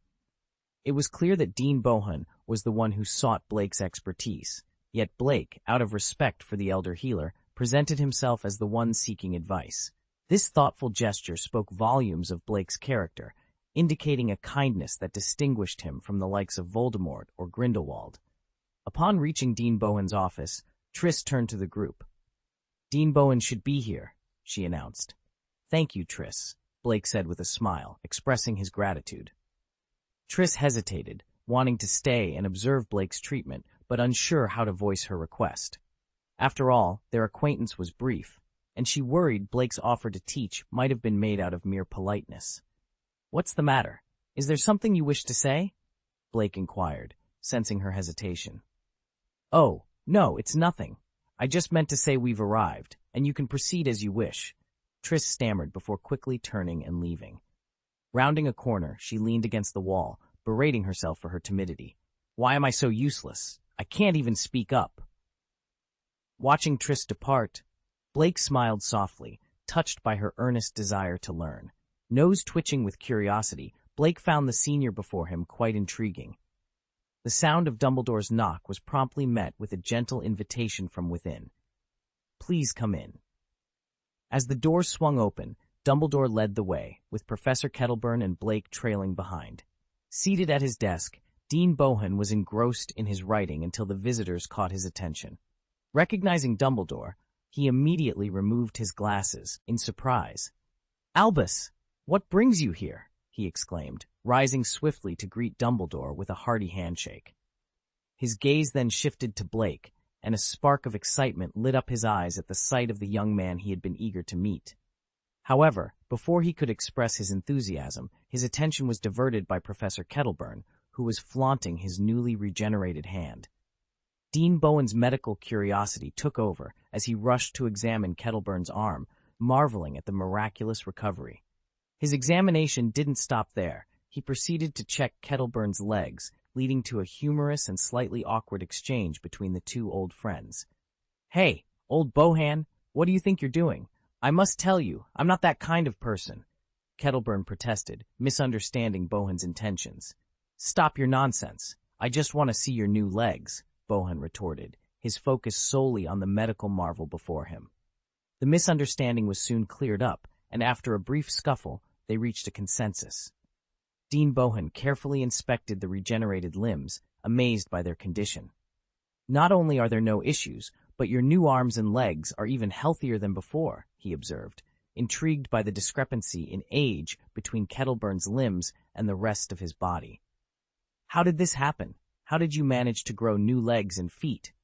Dean Bohan inquired, his curiosity piqued. Pointing proudly at Blake, Professor Kettleburn credited the young man's magical intervention for his miraculous recovery. Dean Bohan was taken aback, his understanding of magical healing challenged by this revelation. He knew that regenerating a severed limb was theoretically possible, but only in the absence of curses. The reality that such a feat had been accomplished, especially under circumstances that would normally leave permanent scars or disabilities, was astonishing. Dean Bohan's thoughts turned to Alastor Moody, a legendary Auror whose body bore the marks of his battles, a testament to the limits of magical healing. Yet here was Professor Kettleburn, standing before him with fully restored limbs, defying all previously held beliefs. "This will be a huge advancement in healing," Dean Bohan exclaimed, looking at Blake with a mixture of excitement and awe. The implications of Blake's spell were profound, promising a new era in magical medicine. Eyes widened in astonishment. "Ding! Extremely surprising emotion detected. Ding! Congratulations to the host for obtaining a diamond treasure chest."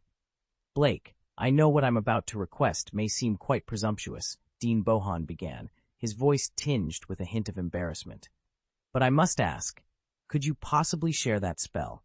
He was referring to a spell capable of healing those injured by curses, a piece of knowledge so valuable that anyone would be justified in keeping it secret. His request was indeed bold, yet his desire to learn the spell was genuine. As Dean Bohan braced himself for rejection, Blake's response took him by surprise. "Of course," Blake agreed without hesitation. "It's understandable if you expected me to refuse," Dean Bohan started to say, but he was cut off by his own astonishment. What did you just say?" "I said of course," Blake repeated, spreading his hands and smiling warmly. "I'm more than happy to share my healing techniques with you, Dean. That's the very reason we're here today. If we're discussing healing techniques, then naturally, this spell is included." Dean Bohan grasped Blake's hands with excitement, his eyes glistening with emotion. "St. Mungo's thanks you. The wizarding world thanks you. I didn't expect this." His emotions were a whirlwind. Initially, he had been impressed by Blake's treatment of patients in St. Mungo's permanent ward, recognizing Blake's unique approach to healing. But now, he realized Blake's expertise extended far beyond what he had imagined. A spell that could regenerate limbs lost to curses was nothing short of miraculous. At that moment, Dean Bohan felt no healing citation in seeking Blake's guidance on healing techniques. He was utterly convinced of Blake's expertise. It was only then that Dean Bohan noticed they were still standing in his office. He quickly invited everyone to sit on the sofas and personally prepared coffee for his guests. "I had intended to seek you out for advice on healing techniques," Dean Bohan said, moved. "But this isn't merely about seeking advice. It's about sharing knowledge," Blake replied modestly. The exchange of healing techniques between Dean Bohan and Blake then commenced. Dumbledore and Professor Kettleburn, who were also present, found themselves with little to contribute to the conversation. They sat quietly, sipping their coffee, as the discussion unfolded. Blake's mastery of healing magic was evident. Despite his young age, he spoke with the confidence and knowledge of a seasoned healer, impressing Dean Bohan with his depth of understanding. Their conversation was enlightening, and Dean Bohan felt he had learned a great deal. Blake then explained the specifics of the spell. "This spell demands a high level of healing skill, primarily a thorough understanding of the human body's structure," Blake stated. "When casting the spell, you must vividly imagine the severed limb you wish to regenerate. Without a deep understanding of human anatomy, the spell cannot be performed." Blake had the advantage of using a wish-fulfilling wand, which simplified the process for him. With just a thought, he could make the spell work, as he did when he helped an acromantula regenerate its limbs.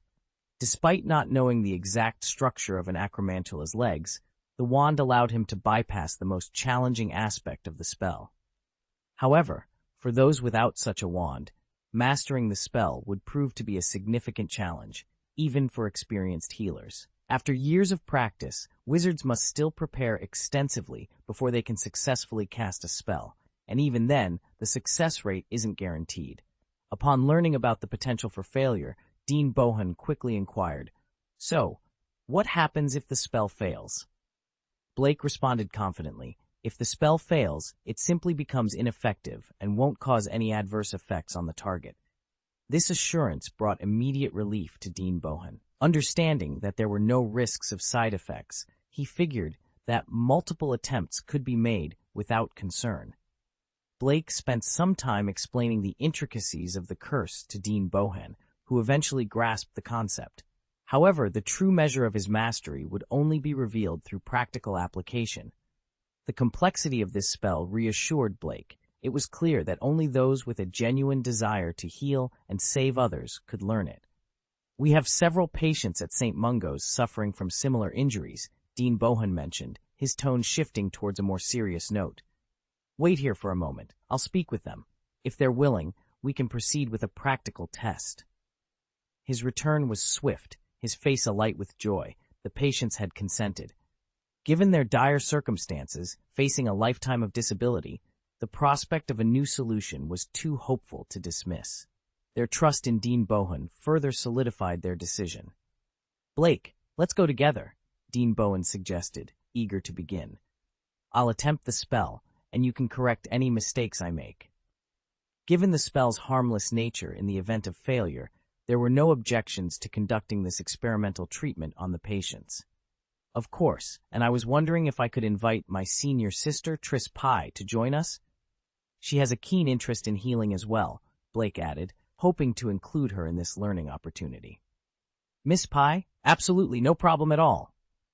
Dean Bohan agreed enthusiastically. Blake's smile broadened. He had previously promised Tris guidance in honing her healing skills, and this live observation would be invaluable. He sensed her earlier hesitation stemmed from a desire to make this very request. Including her seemed not only appropriate but beneficial, given his commitment to supporting his earnest seniors.